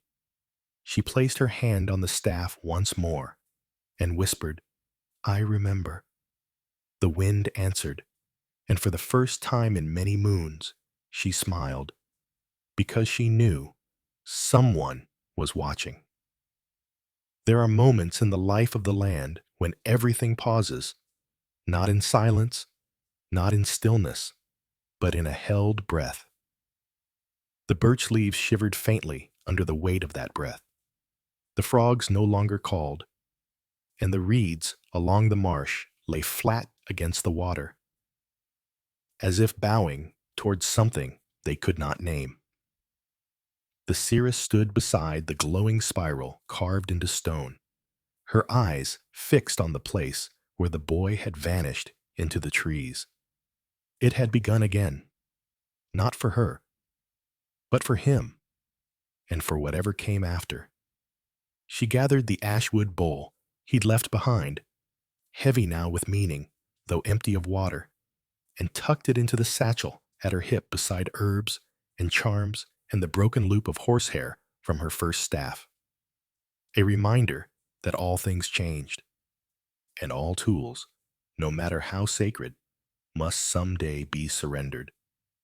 By the time she began walking again, the sky had shifted, no longer gray, but not yet gold, somewhere in between. A twilight, though no sun had set, the kind of light that comes only when something has been seen and cannot be unseen. The staff in her hand was lighter now. Its balance had changed again. The twist in the wood at its center seemed to pulse with faint warmth each time her feet touched down. Not heat, but hum, like memory. She walked through low valleys where frost still clung to the north faces of stones, then higher, into hills where the trees were younger, their branches reaching upward instead of inward. There was something new in the air here, not danger, but direction. She followed it for 3 days. She passed no one, saw no smoke, but the land was not empty. She felt it under her soles, the thread pulling taut again. And then, on the fourth morning, she heard the first voice. Not a person, a bell, faint, clear, from somewhere just beyond the next hill. She climbed slowly. The path was stone beneath thin grass, worn down from years of passage and storms. At the top, the wind greeted her, sharp, clean, full of salt. The sea was not far. She could smell it before she saw it. Below her, nestled in a dip in the earth, lay a settlement, not a village, not fully. A ring of longhouses, tightly packed. A central hall with a raised roof and goat horns fastened to the beams. Small gardens, still brown with winter, but prepared for sowing. And people. She watched for a moment. Children dragging brushwood in baskets. A woman turning fish on a rack. A man chopping at frozen ground with a spade of bone and iron. The bell rang again. It came not from a church. There were no crosses here, but from a wooden frame near the hall, where a bundle of charms hung from ropes. Bones, feathers, claws, and bells. When the wind moved through them, they sang. She descended slowly. The first to see her was a child, a girl, perhaps 8 winters old, with dark eyes and a smear of soot on her cheek. She stood stock still, mouth open. Then, without speaking, she ran. The others turned, stared. No one shouted, no one ran. They waited. As she entered the edge of the settlement, the people stepped back, not in fear, but in readiness. She approached the hall. A man stepped forward, tall, middle-aged. His beard was well kept, and around his neck hung a carved piece of amber bound in copper wire. "You've come from the marsh," he said. She nodded. "We've been waiting." She tilted her head. "Who told you?" He gestured upward. "The wind," he said, "and the bones." He turned and led her into the longhouse. Inside, the fire was already lit. A row of low stools lined the wall, and a bowl of herbs steamed beside the hearth.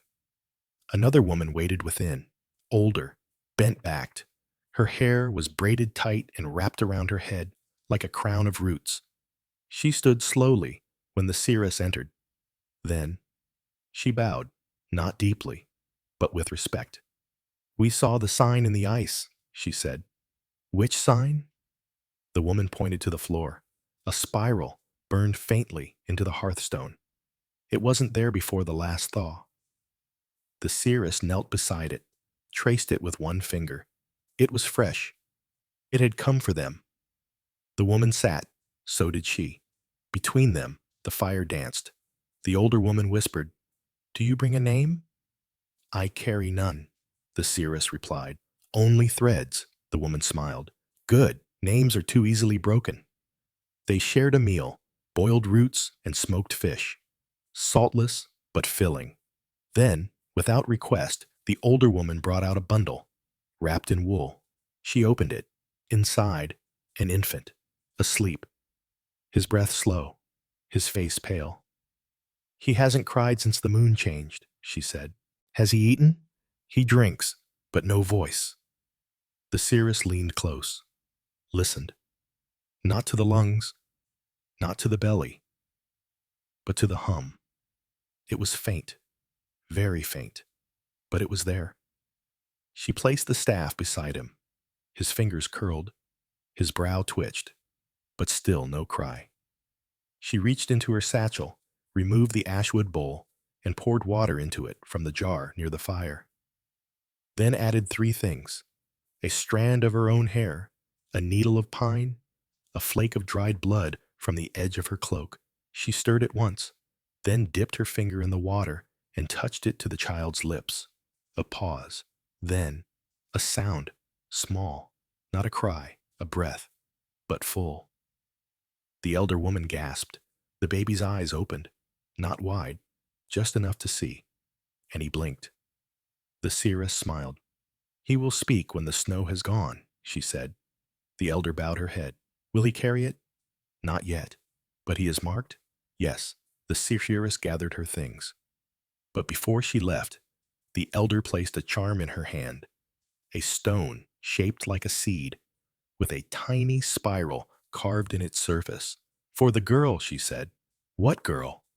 "She'll come," the woman replied, "after the birds return." The seeress said nothing, but she took the charm and left.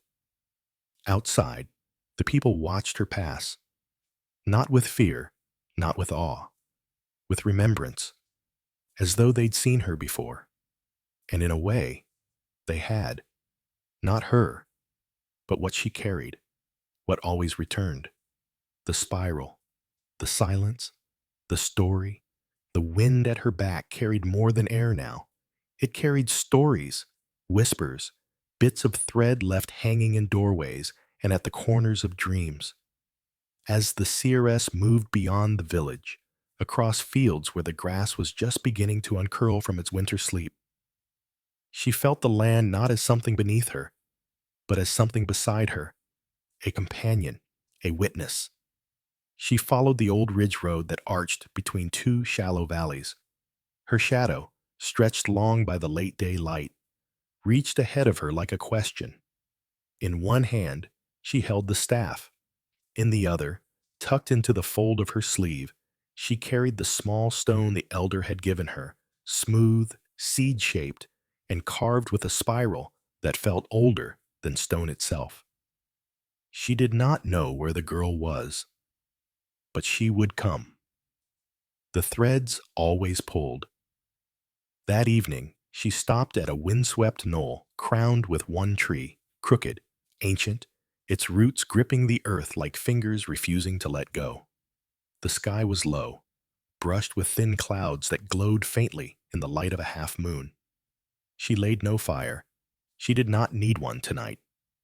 Instead, she sat with her back to the tree, her knees drawn up, the staff resting across her lap.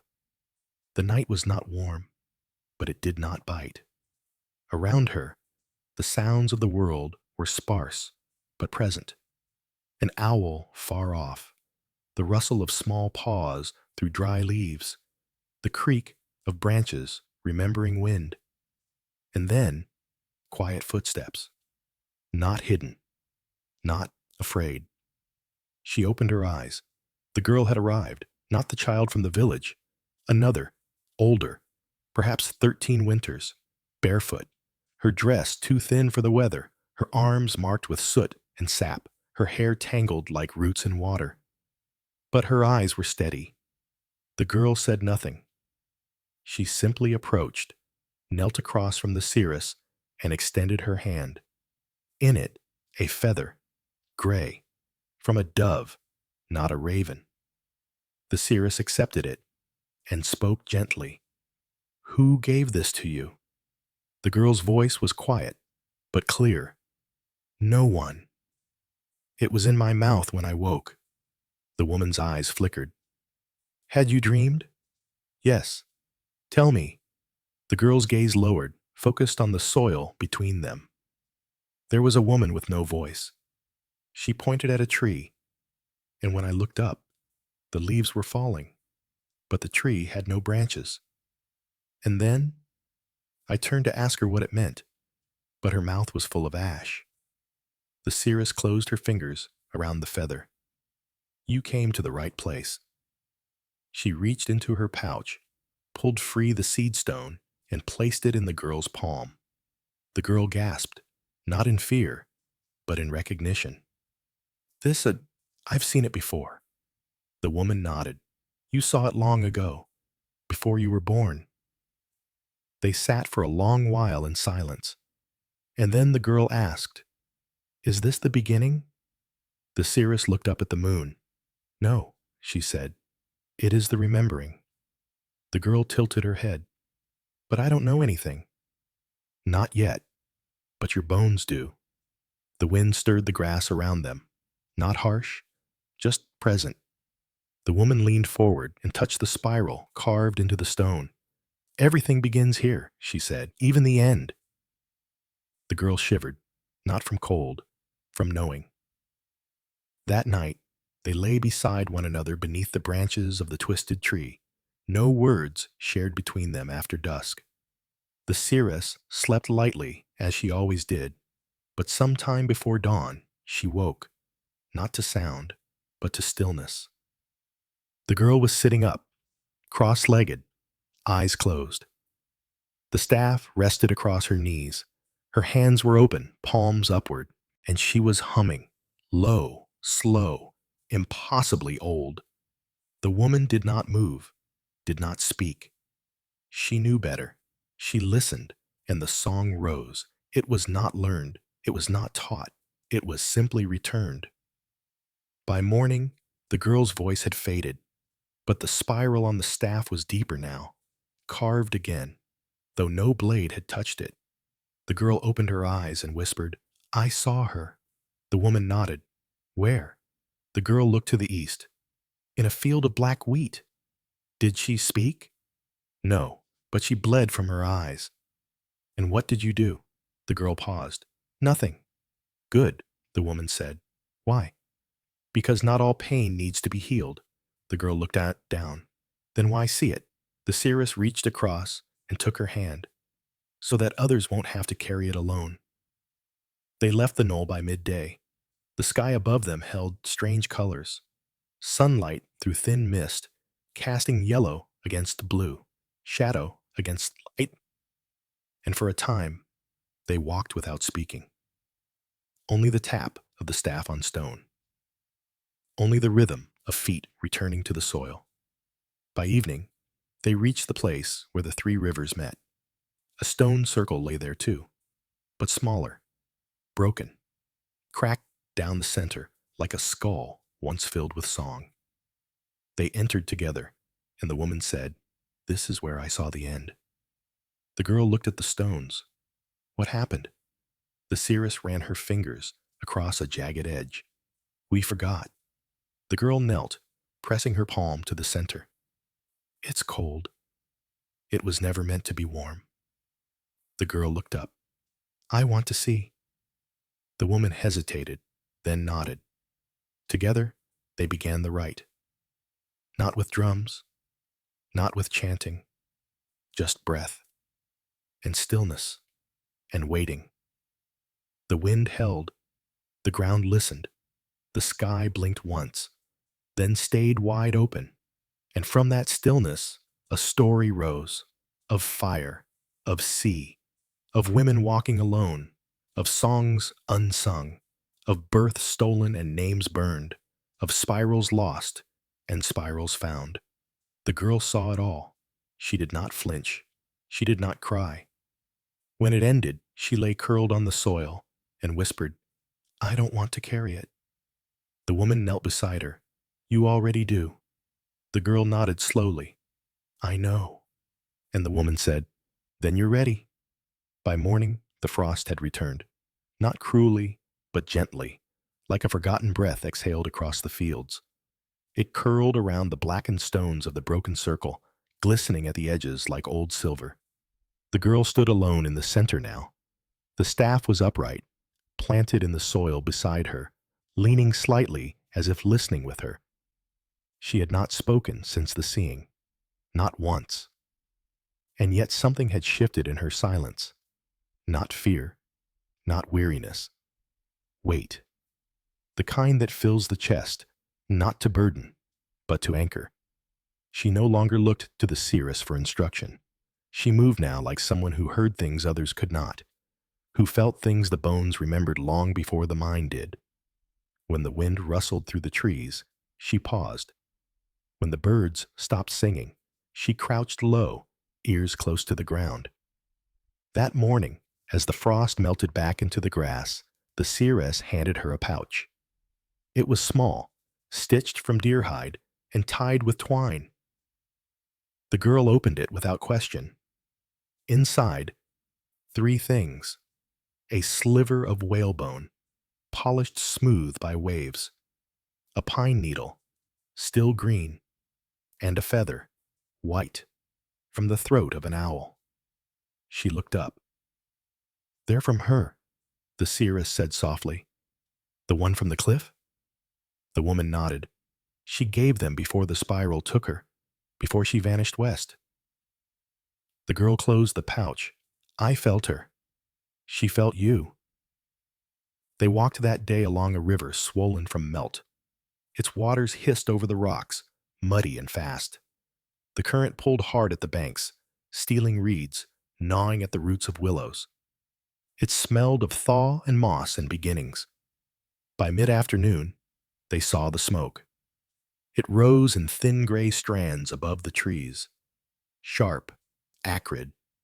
Not the thick smoke of cooking or warmth. This was fire too hot. Fire that did not wait for permission.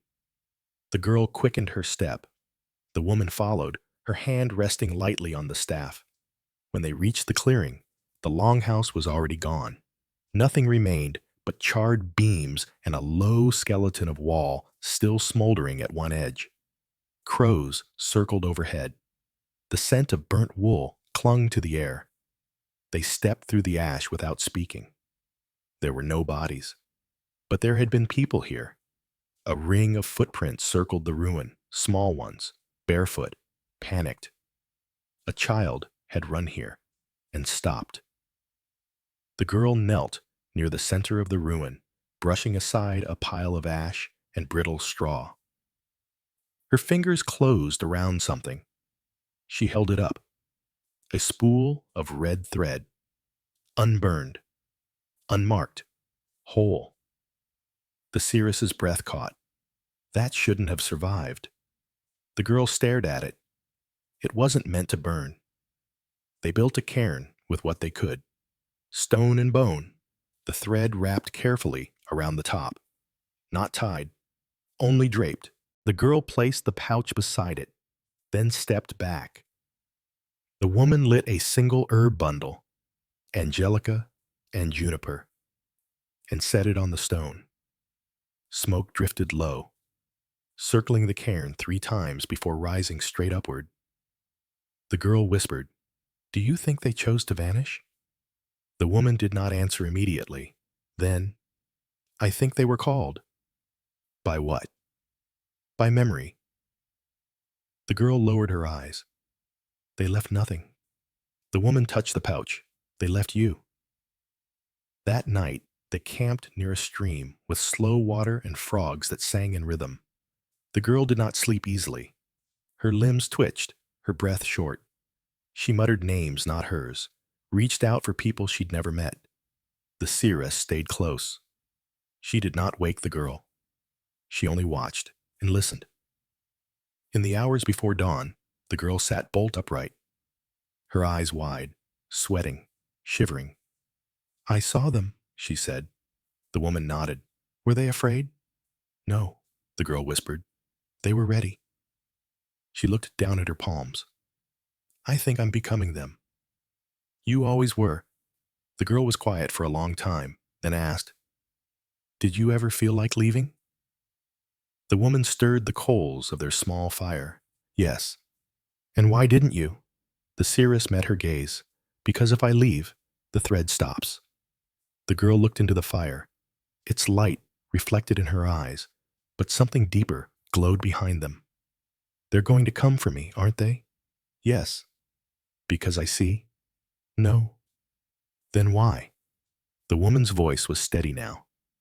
Because you remember what they tried to forget. The girl didn't respond, but her shoulders squared.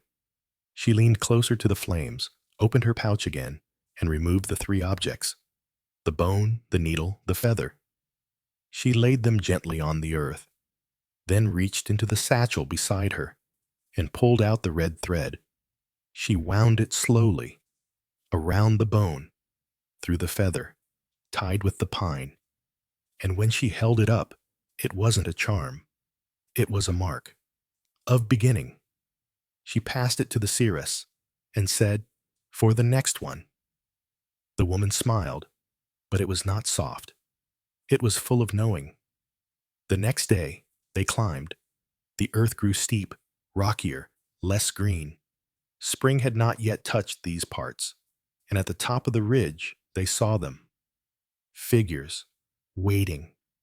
3, wrapped in wool, faces veiled, still. The girl gripped the staff, her breath caught, but she did not falter. The seeress said only, "Oh, they've been waiting for you." The girl stepped forward. One of the figures removed her veil. She was young, no older than the girl, but her eyes held winter.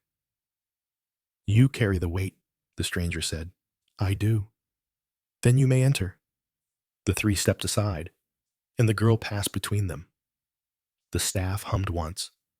The seeress stayed behind. She sat on the rock at the ridge and watched as the girl vanished into the trees beyond. Her hand brushed the charm of red thread and bone in her pocket. And she whispered to no one, "She's ready." Some forests do not speak. They watch. And this one, beyond the ridge, where the girl passed alone between the veiled women, watched with old, open eyes. It was not like the other woods she had walked. No birds stirred. No animals fled. The silence was not emptiness. It was full, saturated with breath held too long. The trees here were tall and straight, close together.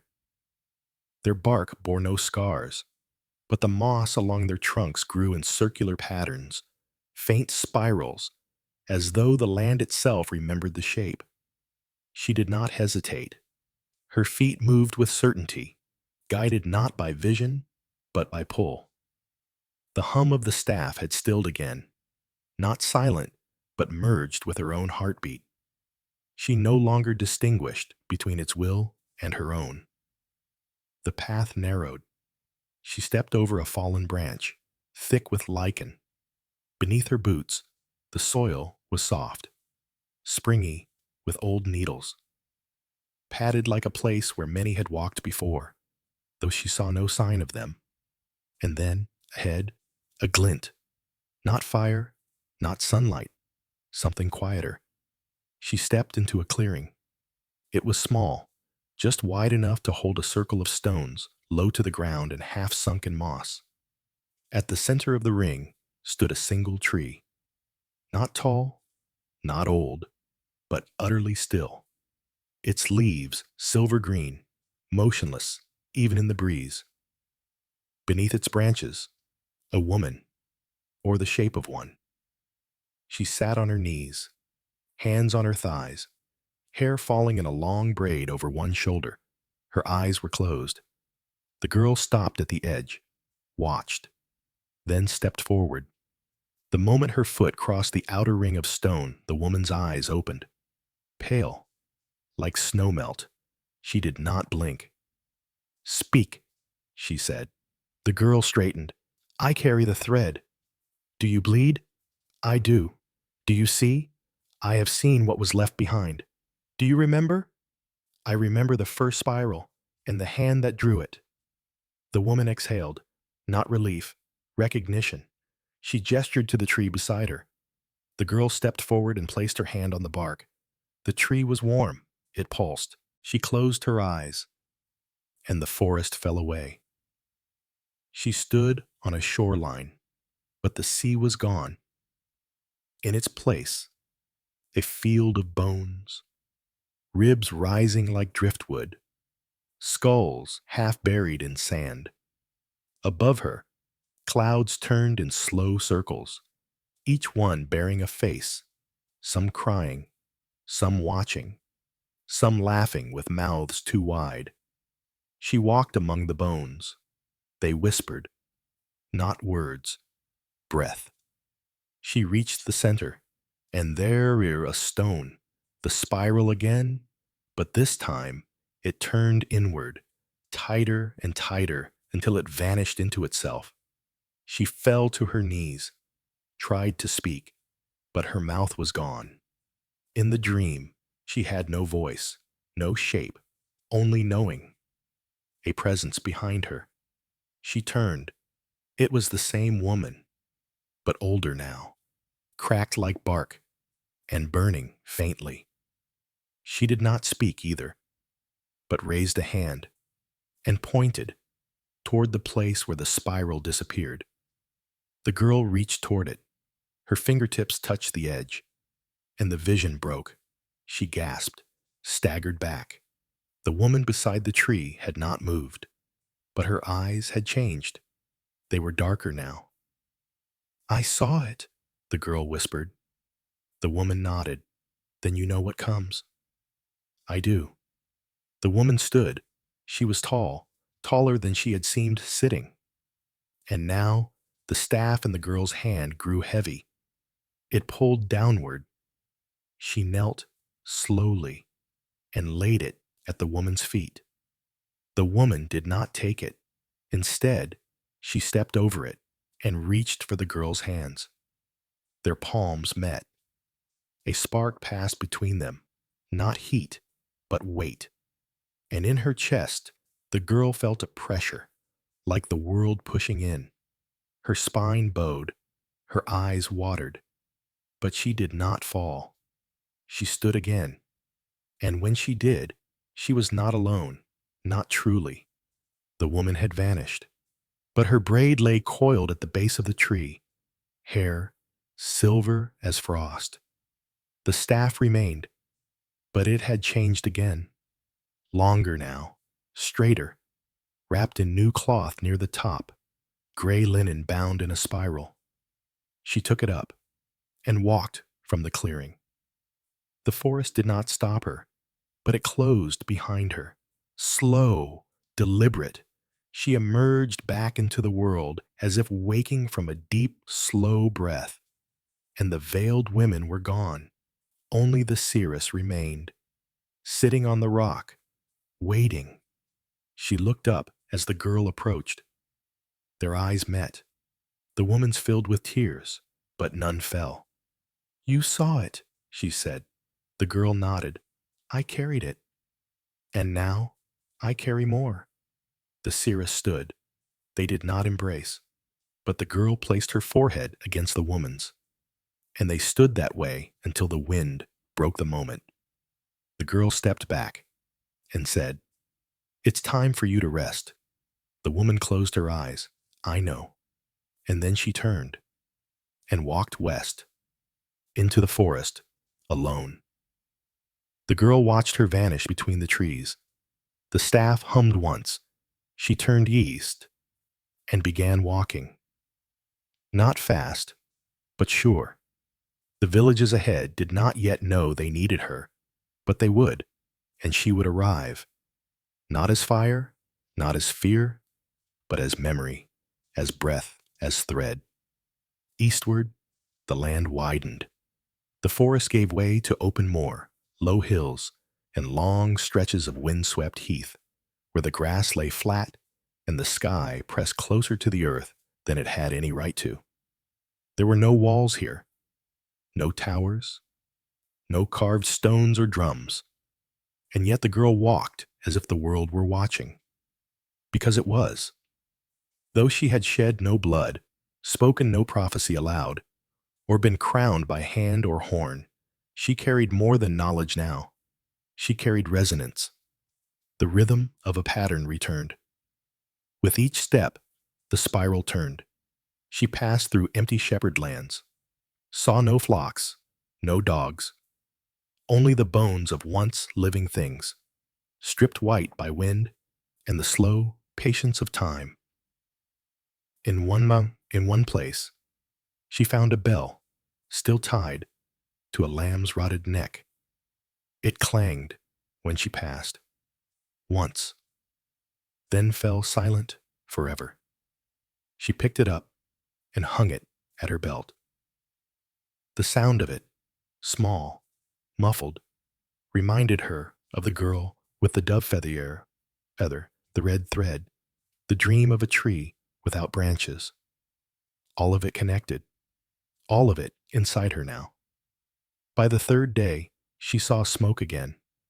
But this was not fire. It was breath.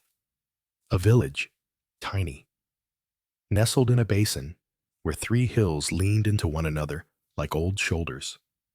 There were no fences, no guards, only the scent of boiled grain and the low drone of hands at work. She walked down the path with the staff in hand, its tip brushing stones. Her shadow fell before her. The first to notice her was a woman gutting a fish by the stream. She paused mid-motion, then stood. Her eyes widened, not in fear, but recognition. The girl nodded. The woman dipped her hands in the water, wiped her palms on her apron, and stepped back without a word. Others gathered. They came from the small houses, from behind drying racks, from beneath canvas and straw, and still no one spoke. They knew. An elder stepped forward. His face bore the folds of a life lived among wind and worry, but his spine remained straight. He looked at her for a long time, then said, "It is her." The girl tilted her head. "You saw me?" He shook his head. "I heard you." "Where?" "In the silence." She stepped forward. "There is someone here," she said, "who doesn't sleep." His eyes darkened. "Yes. Take me." He turned without question and led her past the well, through a grove of hazel trees, and up a small slope to a sod-roofed house with a sunken doorway. Inside, it was dark, cool. The air smelled of peat and drying herbs, but also of something deeper: old sweat, damp wool, and pain left to sit too long. In the corner, wrapped in thick blankets, lay a girl. She was small, maybe 6 winters. Her eyes were open, staring at the roof beams. Her lips were parted, but no sound passed. She had not blinked in some time. Her chest rose and fell, but each breath came like a stone being pushed uphill. "She hasn't spoken in 2 months," the elder whispered. "Why?" He bowed his head. "She saw her brother die, by fire." The girl stepped closer, kneeling. She placed the staff gently beside her and reached for the child's hand. It was cold, not dead, but lost. She closed her own fingers around it and breathed. Not magic, not healing, only presence. Time passed. The girl did not speak. She only sat, until, slowly, the child's fingers twitched. Her lips moved, and she whispered, "The trees are burning." The seeress said softly, "No, that was before." The child blinked, her breath caught, and she began to cry, silently, with her whole body. The elder turned away, tears rising in his eyes. The girl stayed. She held the child until the sobs faded into sleep. When she emerged from the house, the people were waiting, not in fear, not in awe, but in understanding. She nodded once and turned to go. The elder stopped her. "Where are you going?" "There's another village, south, past the low lake." He frowned. "No one lives there." She met his gaze. "Not yet."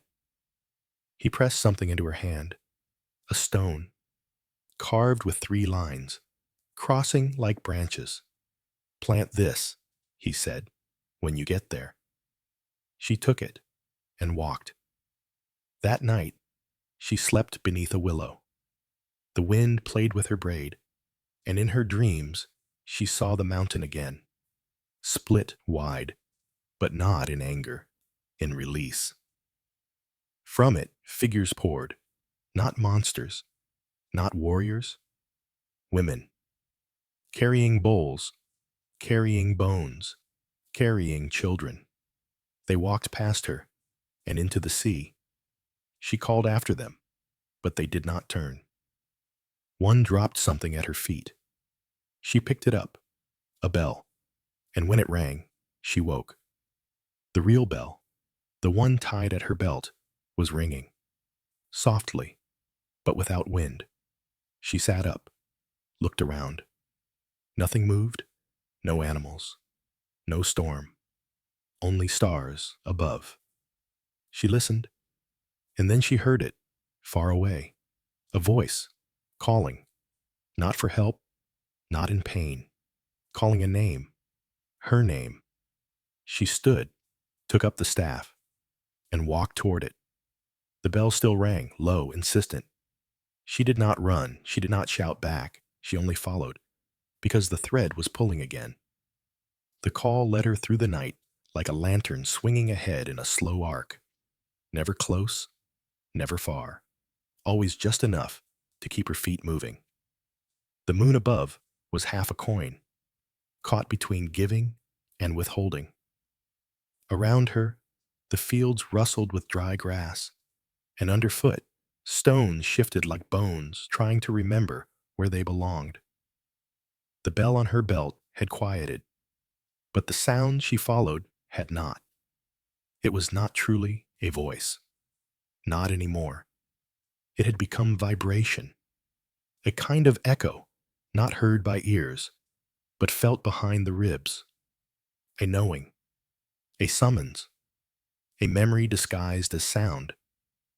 By the time the sky began to pale, she had reached the edge of the world, or so it seemed. The land fell away before her, not into cliffs, not into sea, but into silence. Below, a vast basin. Once, perhaps a lake. Now, a bowl of dark reeds, pale mist, and stones arranged in crooked lines that might have been paths once, when the people here still remembered where to step. She descended slowly.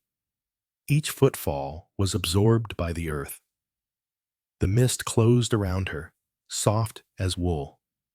It smelled of ash and of things buried too long. Halfway down, she stopped. A figure waited there.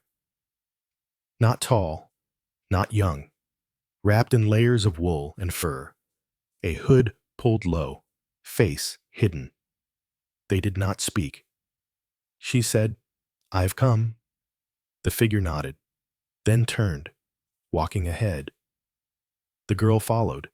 They passed through the mist like it was breath, always near, always brushing close. The ruins revealed themselves slowly, broken fences, collapsed huts, circles of stone where fire once lived, but no bodies, no graves, just absence. And then, at the center, the tree. It was dead, but standing, its limbs bare, stretching out like questions no one dared answer. The figure stopped. They gestured to the base of the tree. There, buried in moss, lay a satchel, old. Leather gone pale with time, its clasp made of copper, greened from seasons and sorrow. The girl knelt and opened it. Inside, a scroll, wrapped in flax cord, a carved piece of jet, shaped like a tear, and a feather, long, black, and bound in thread. She touched the feather. It pulsed. She looked up. The figure was gone, but the staff at her side had changed. The top had split, slightly, like branches opening. She tied the feather to the split. The moment she did, the wind shifted, and the call returned, this time closer, within her. She stood and turned. The mist had cleared slightly. In the distance, along the far ridge of the basin, stood people. Not many. 7, 8. They did not move. She stepped forward, crossed the basin, the dead grass brushing her ankles. As she neared, she saw their faces. Women, of all ages, some with hair white as bone, some with arms thin as saplings. One held a child, one leaned on a staff shaped like hers. They said nothing, but they made space for her, a place in their circle. She entered it. The moment she did, they sat. So did she. The fire was lit not by spark or hand, it simply became. At the center, low and blue, a memory of fire. They all held out their hands. She did too, and into each palm, a mark appeared, a spiral, drawn in flame. It did not burn, it stayed. The woman to her right spoke. The line is unbroken. The one to her left echoed. The breath has returned. And the oldest among them said, "Then let the thread be pulled again." They all closed their eyes and breathed, and in the space between breaths, the girl saw everything: the beginnings, the endings, the forgetting, the silence, the price.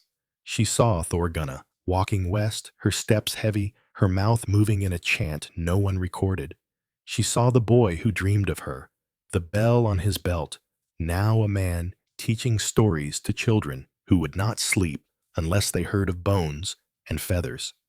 She saw the woman at the tree, her braid undone, kneeling beside the staff before she vanished into mist.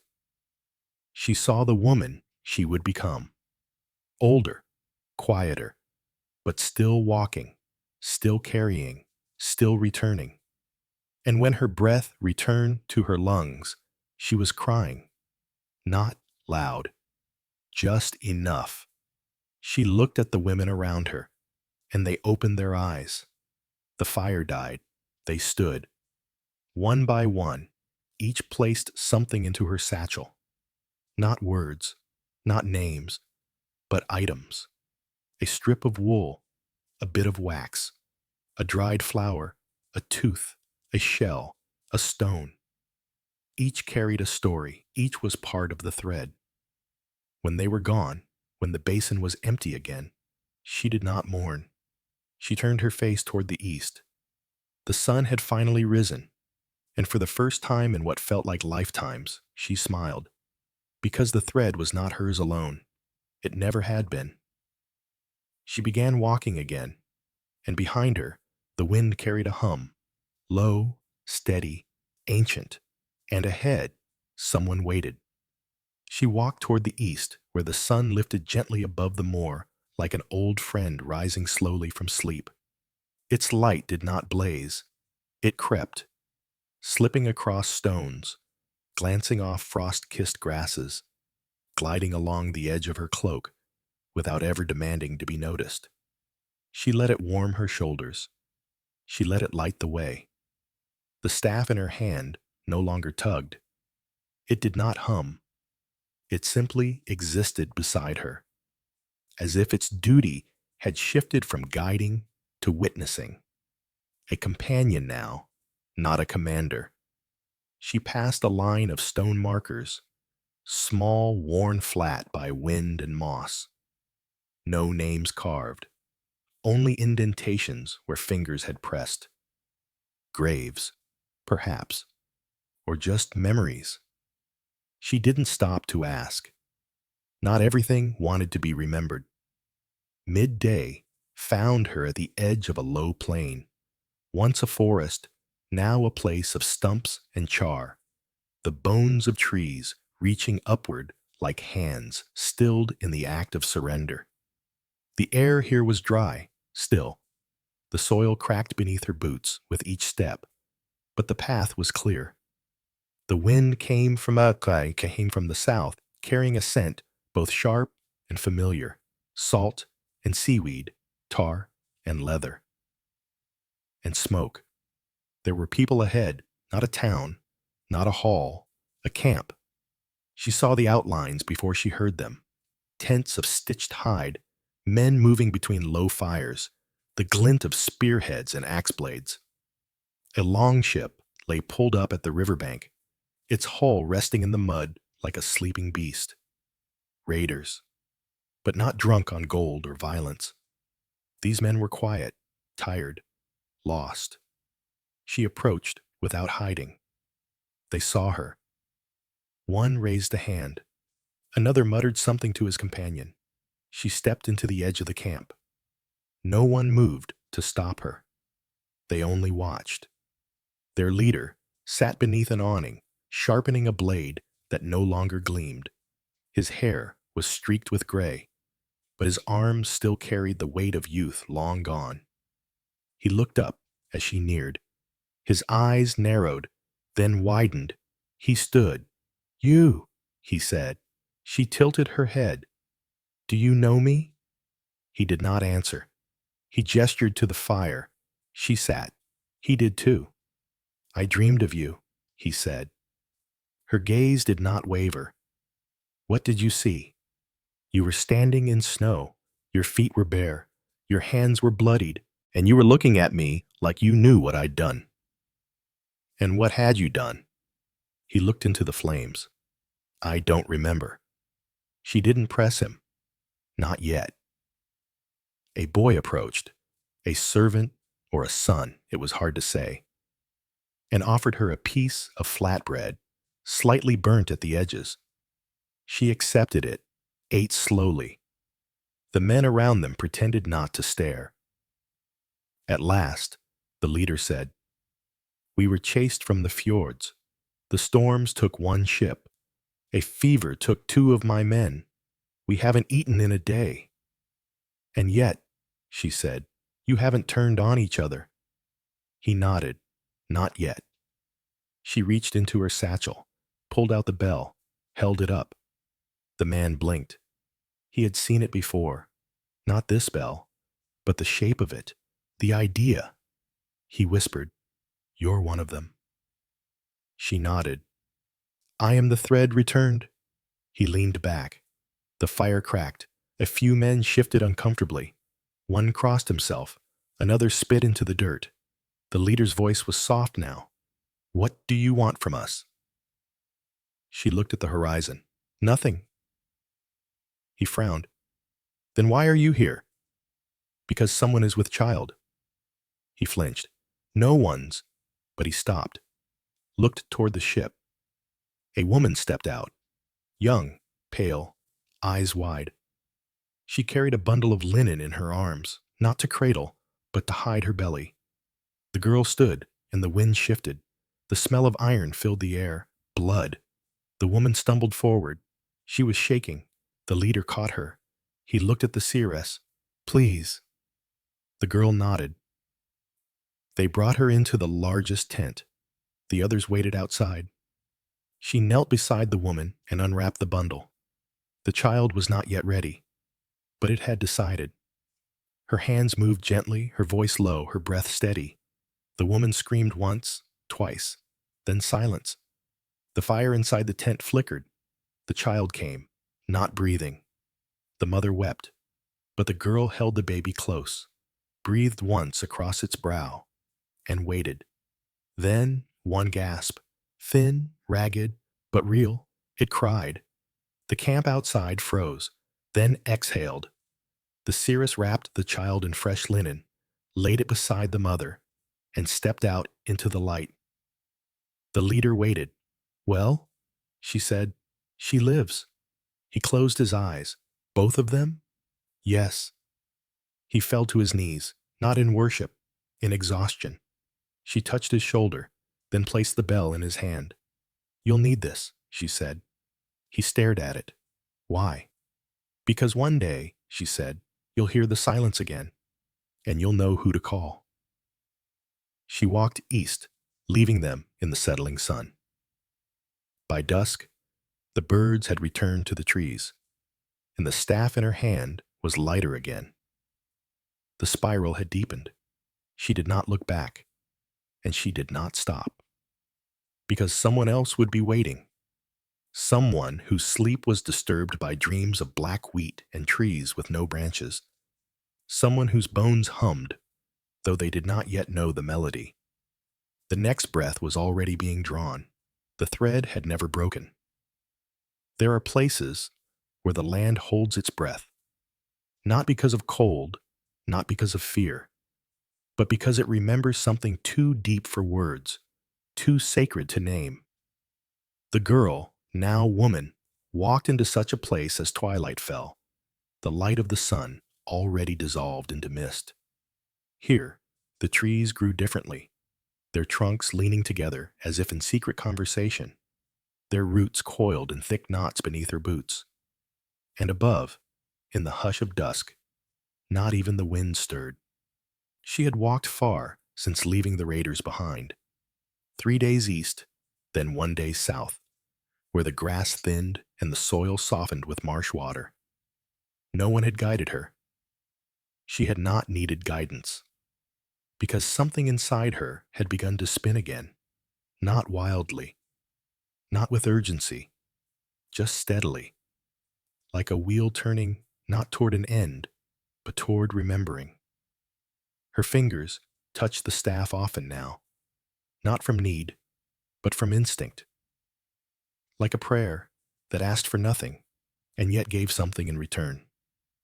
On the 5th day, she saw the child, a boy, standing alone at the edge of a narrow creek, barefoot in the mud, eyes fixed on the water. He wore a shirt too large for his frame, sleeves rolled unevenly, one side damp from dragging through reeds. He didn't turn when she approached, only said, "They're all gone." She stopped beside him. "Who?" "My brothers, my mother, the goats." He turned then, looked at her with a calm face and old eyes. "And I've stopped dreaming." She didn't answer at once.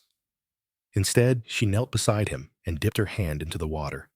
Cold, clear, moving fast enough to carry leaves, slow enough to reflect. "You don't need dreams to remember," she said, "but I forget when I sleep. Not everything."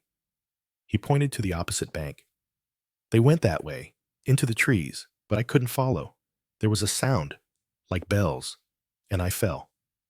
She looked down. His knee was scraped, caked in dried blood and mud. He hadn't even noticed.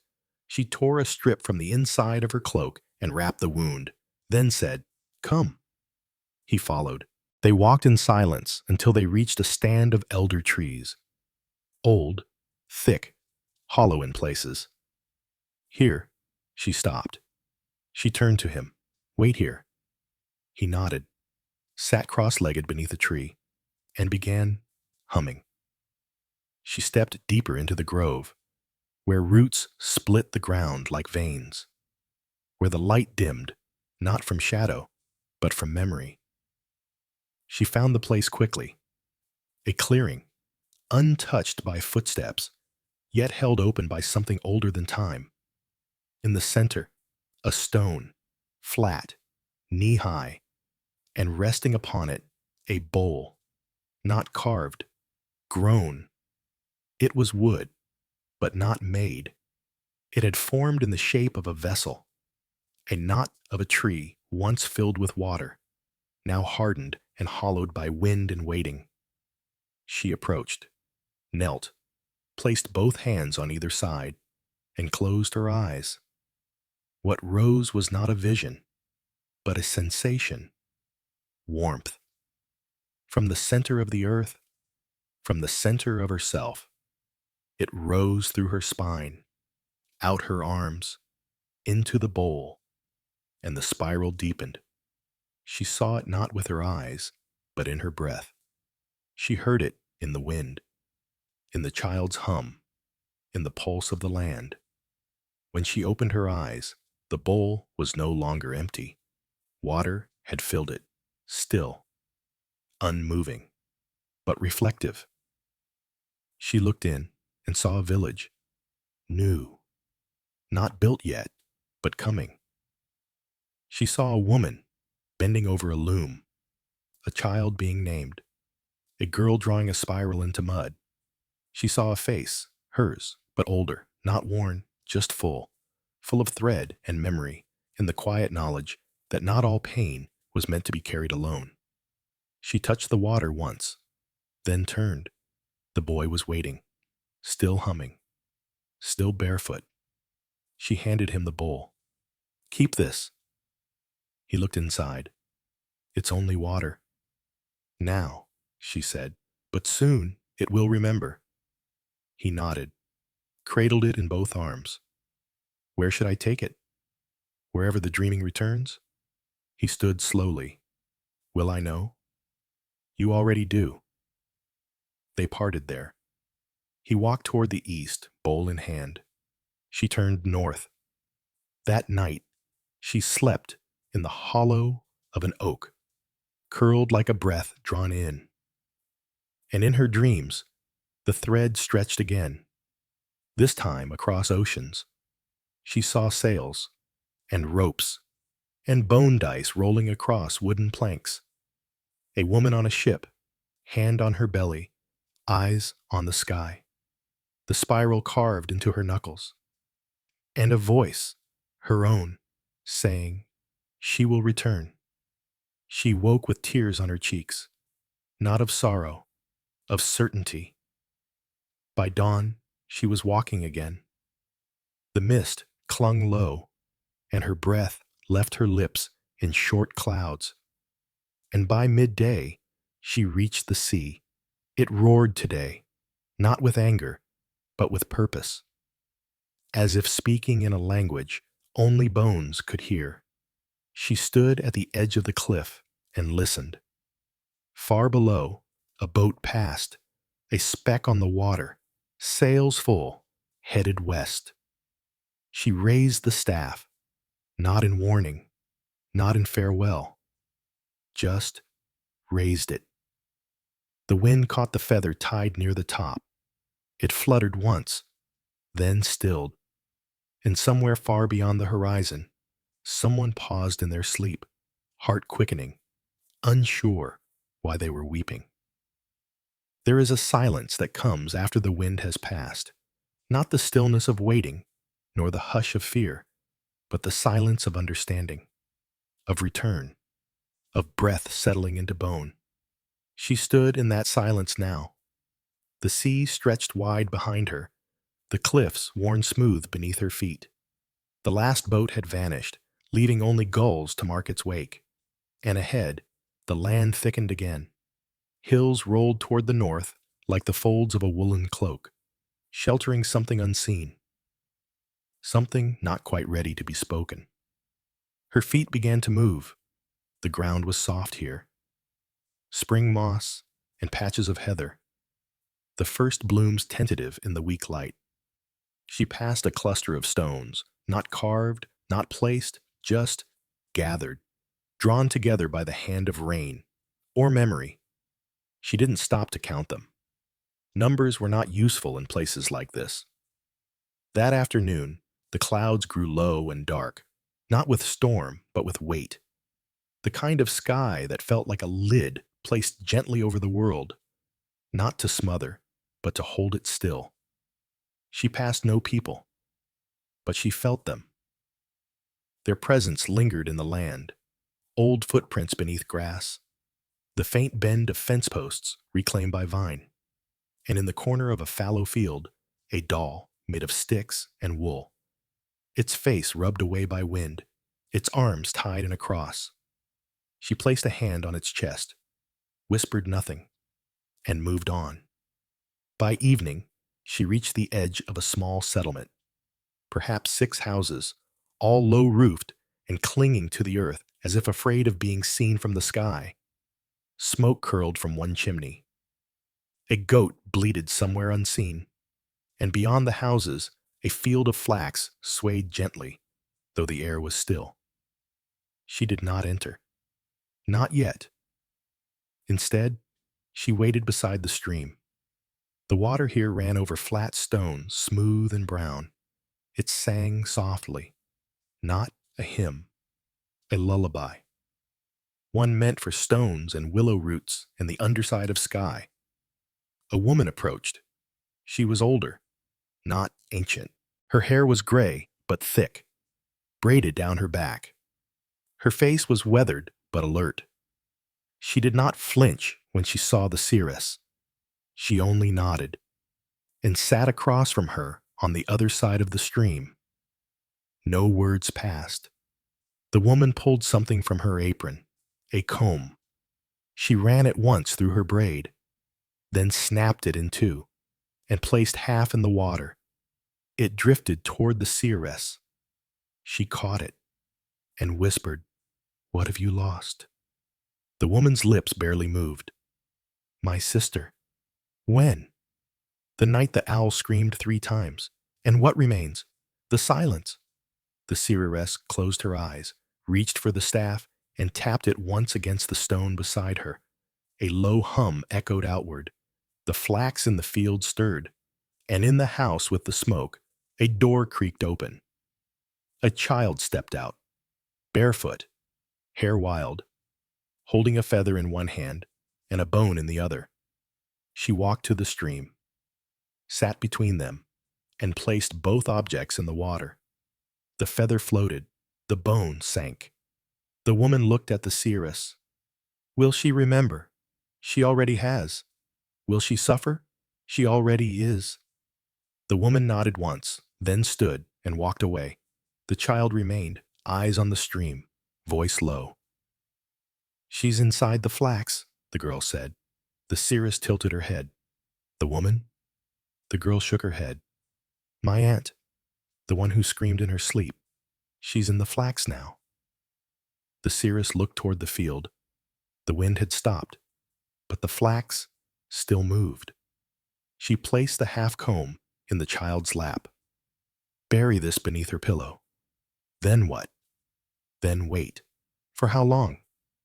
"As long as it takes for the owl to call again." The girl didn't ask why. She only nodded and left. The seeress sat alone beside the stream as night closed its eyes. Stars appeared, not many, but enough. She slept there, back against a stone, head tilted toward the sky. And in her dreams, the thread shimmered like a spider's web caught in morning dew. Thin, invisible unless caught in the right light, but unbroken, always unbroken. She woke to a sound, not birds, not footsteps, laughter, but strange, not joyful, not cruel, just distant. She stood, followed it, through the grass, around the houses, toward the flax. There, in the center of the field, stood 3 women, naked, hair loose, faces turned toward the moon, though it was no longer visible. They moved in circles, slow, measured, their laughter rising and falling like wind through reeds. She didn't interrupt. She only watched. They didn't see her, or perhaps they did, but did not care. The circle tightened. Their feet kicked up soil. The laughter grew sharper. One fell to her knees. The others raised their arms. And for a moment, the seeress saw something shimmer between them. A thread, bright as fire, stretched from hand to hand to hand, then gone. The laughter stopped. The women vanished. No trace. Only disturbed flax. Only soil marked by bare heels and knees. She stepped into the circle, pressed her palm to the earth.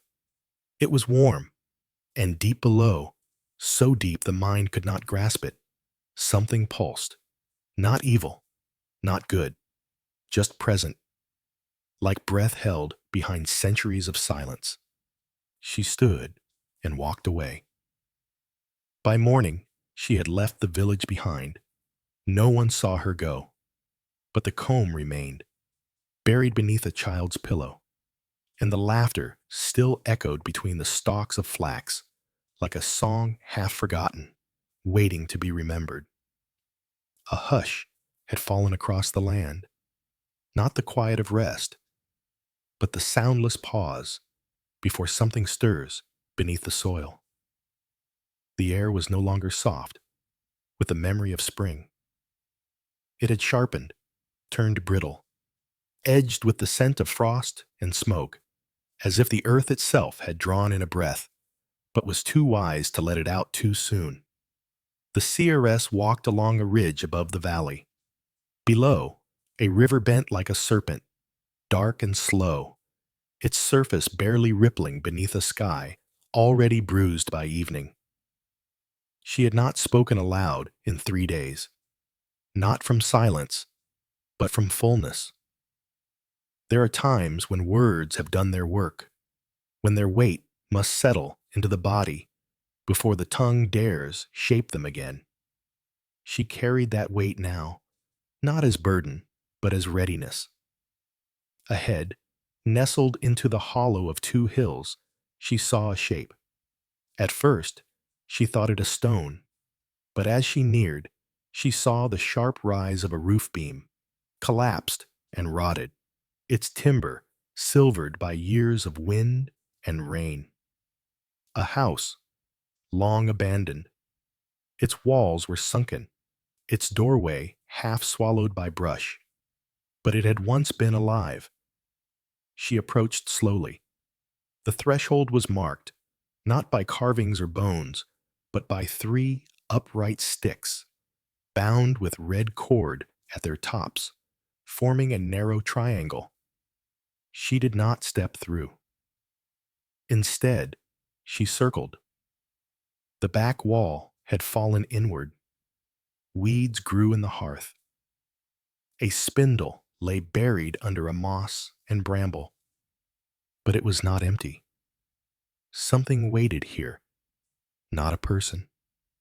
Not a beast. But a memory. She felt it before she saw it. A hum in her teeth. A tightening behind her eyes. The faint tang of iron on her tongue. She knelt at the back corner of the ruin and brushed aside a tangle of vine. There, beneath the stones, lay a pouch. Leather, dark and dry, stitched in a spiral. She did not open it, not yet. She sat back on her heels, closed her eyes, and listened. The wind rose, whispered. She heard it clearly. She paid the price. The pouch grew heavy in her palm, not in weight, but in memory. She opened it. Inside, a single braid of hair, pale as ash, tied with a cord of wool, and a shard of mirror, not glass, but polished horn, warped with time, and last, a sliver of bone, carved with a single rune, Dagaz, dawn. She traced it with her thumb, and the hum deepened. Then she saw, not with her eyes, not the way sight shows the surface, but with the marrow of her bones. She saw the woman who had lived here, saw her braid this hair by firelight, saw her speak a name into the horn mirror, then hide it, saw her mark the bone and bury the pouch before they came for her, not men with swords, not priests with flames, but the neighbors, the kind ones, the ones who smiled. They had whispered first, then warned, then watched as she left, alone. She had not wept, she had sung, and in her song she planted something that grew even now under these collapsed beams and silvered wood. The seeress rose. She took the braid, wrapped it around the staff where the feathers still danced. She placed the horn shard into her satchel, in the bone.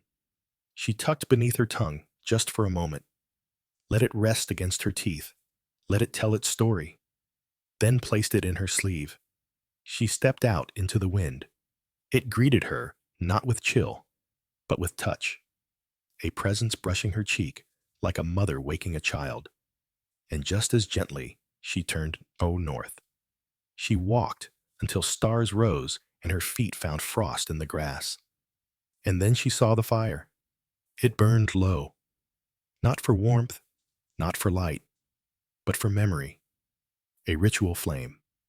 5 figures sat around it, cloaked in wool, silent as stones. As she approached, none moved, but one, the tallest, held out her hand, not in welcome, but in offering. In her palm, a stone, smooth and dark. The seeress took it and sat beside them. The fire did not crackle. It pulsed. She watched it, eyes steady. The others did too. No words passed, no names, only breath. And in the pattern of their breathing, a rhythm emerged. Not from the fire, from the space between them. A circle, a thread, a spiral. They did not chant, but a sound grew, low, from the throat, from the chest, like wind behind the ribs. The seeress joined it, and the thread tightened. Time slowed. The sky pulsed, and then the fire turned blue. One of the five, the smallest, fell forward, face in the earth, hands outstretched. The others did not move. The seeress stood, walked to her, kneeling. She turned the woman gently. Her eyes were open, but she was not gone, not dead, just crossed. The thread had pulled her through. She reached into the woman's cloak, found something there. A bone, another rune, Naudhiz, need.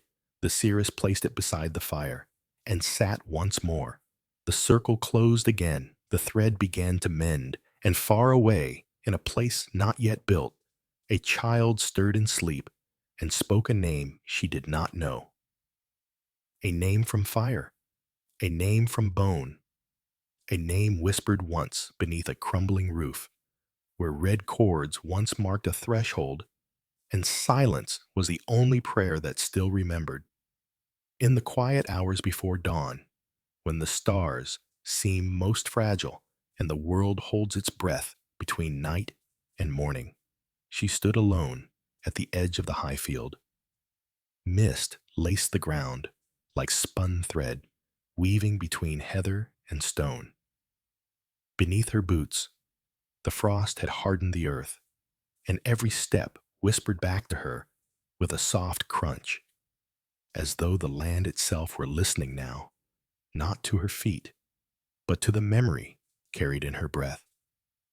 The fire behind her still flickered low, the five women still seated in silence. One of them, the one who had fallen, now lay wrapped in a woolen cloak, eyes open, lips parted just slightly, as if mid-sentence in a language too deep for waking tongues.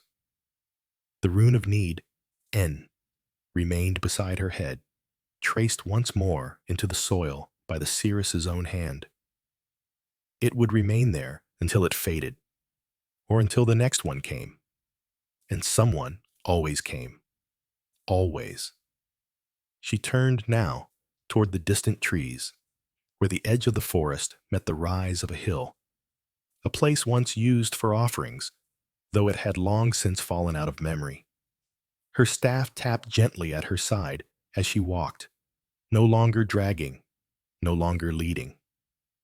It was part of her now, as much as her ribs or her breath, or the ache behind her knees that came with cold.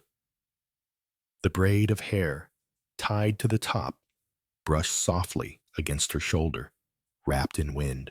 And inside her cloak, beneath the flap of her satchel, the mirror shard of horn caught the first suggestion of light, not full, not yet, but dawning.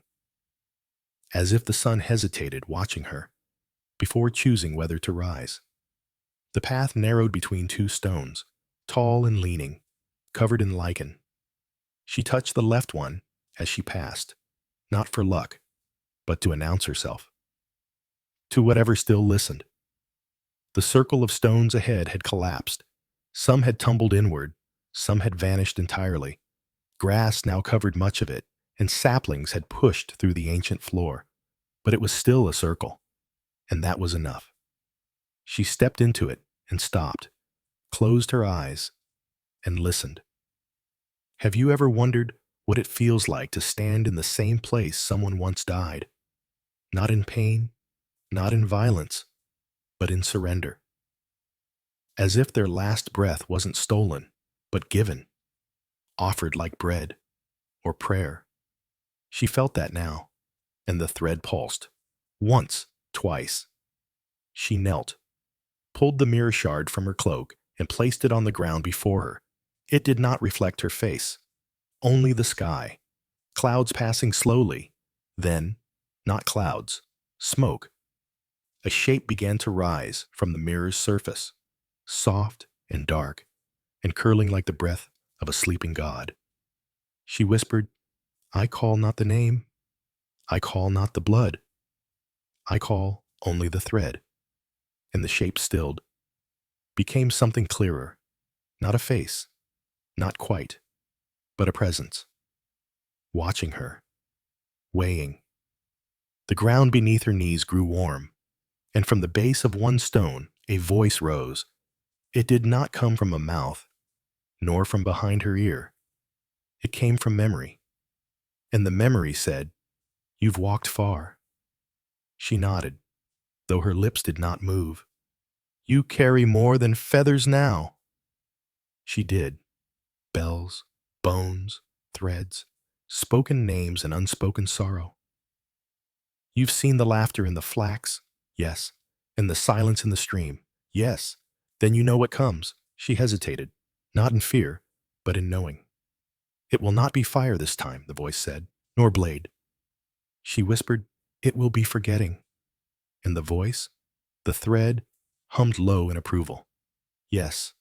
A pause. Then, "What will you do when they no longer believe in spirals?" She did not answer, because she did not know. The wind returned, not strong, but steady. It lifted the braid slightly, shifted the leaves, and somewhere below the circle, a bird called once, short and sharp, then fell silent again. She stood, her knees stiff, her spine bowed slightly, but her gaze was clear. She picked up the mirror shard, pressed it once to her chest, then wrapped it again in wool and tucked it away.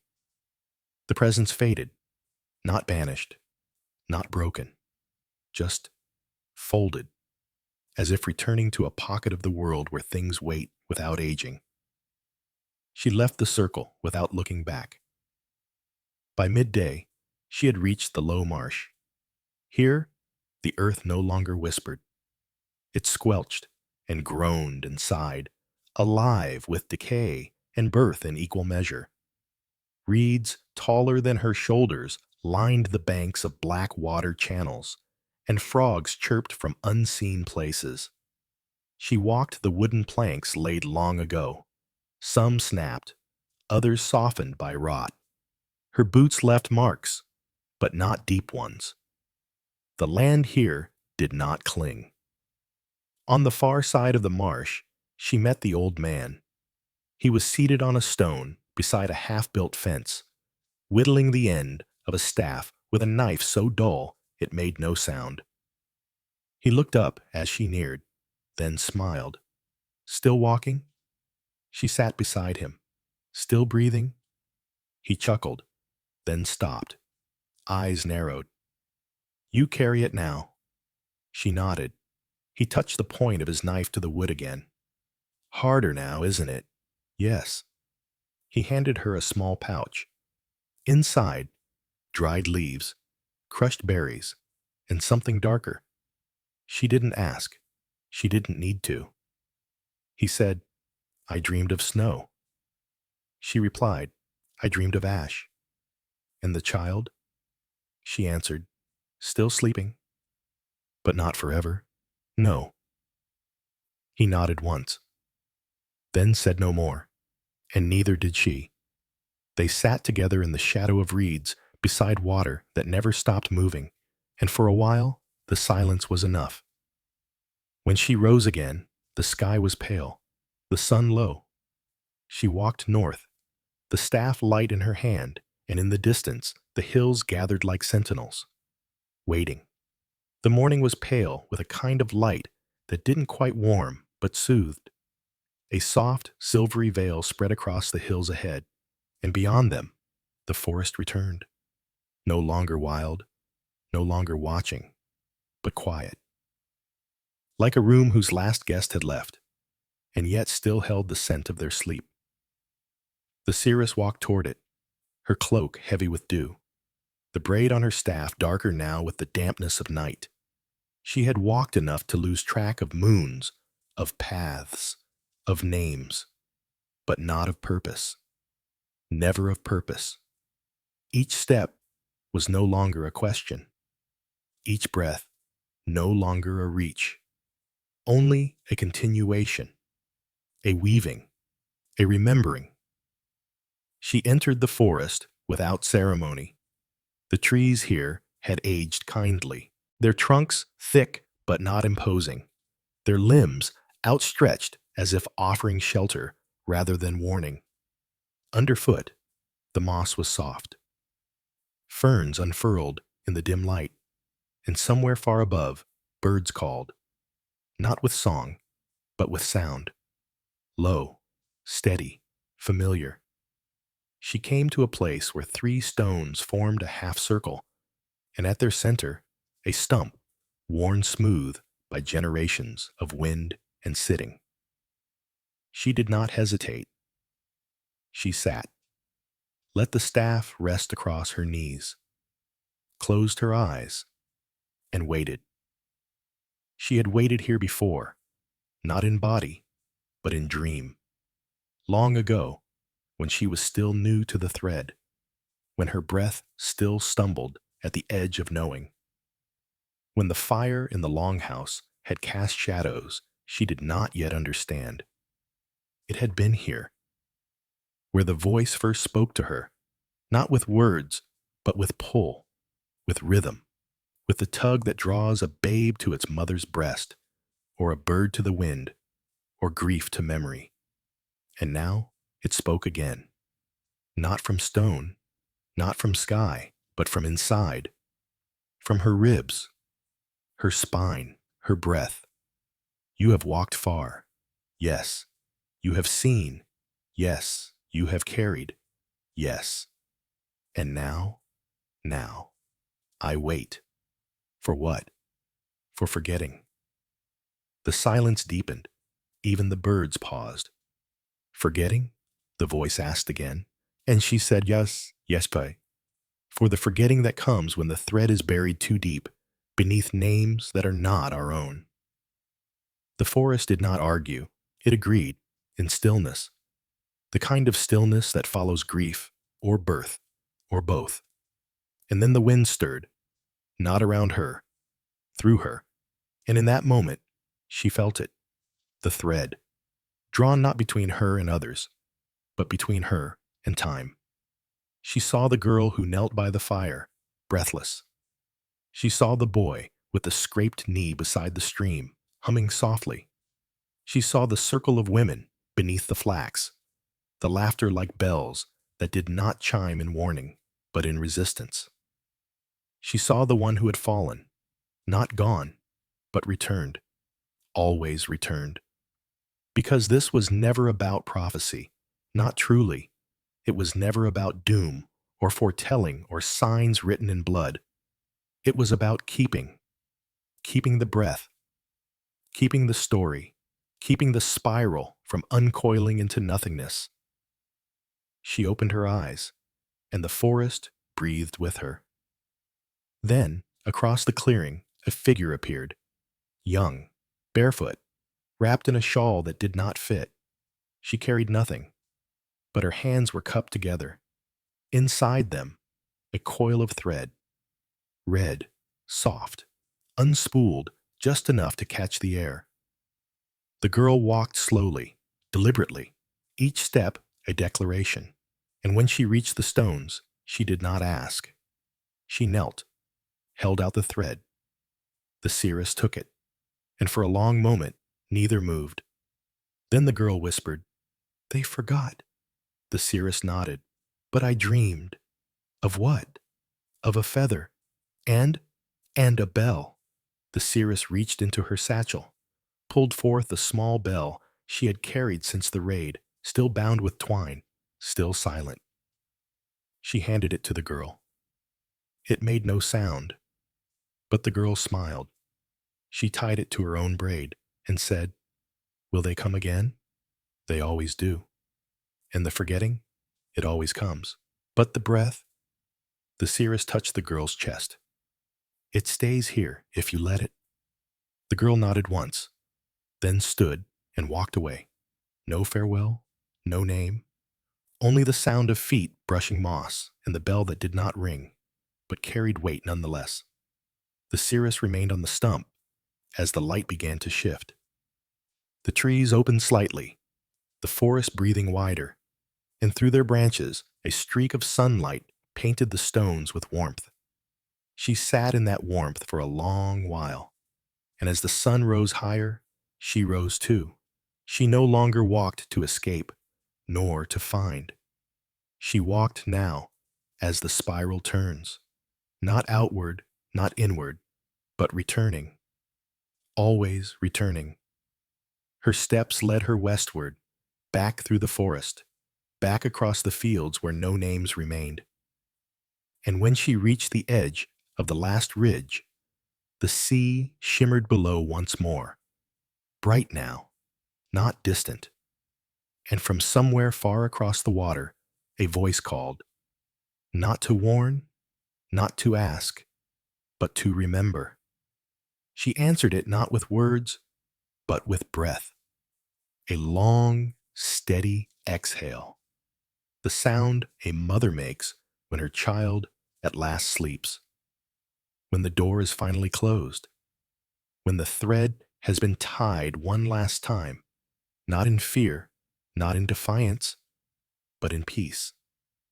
And so the story quiets, not ends, but rests, because the breath always returns. And so do those who carry it.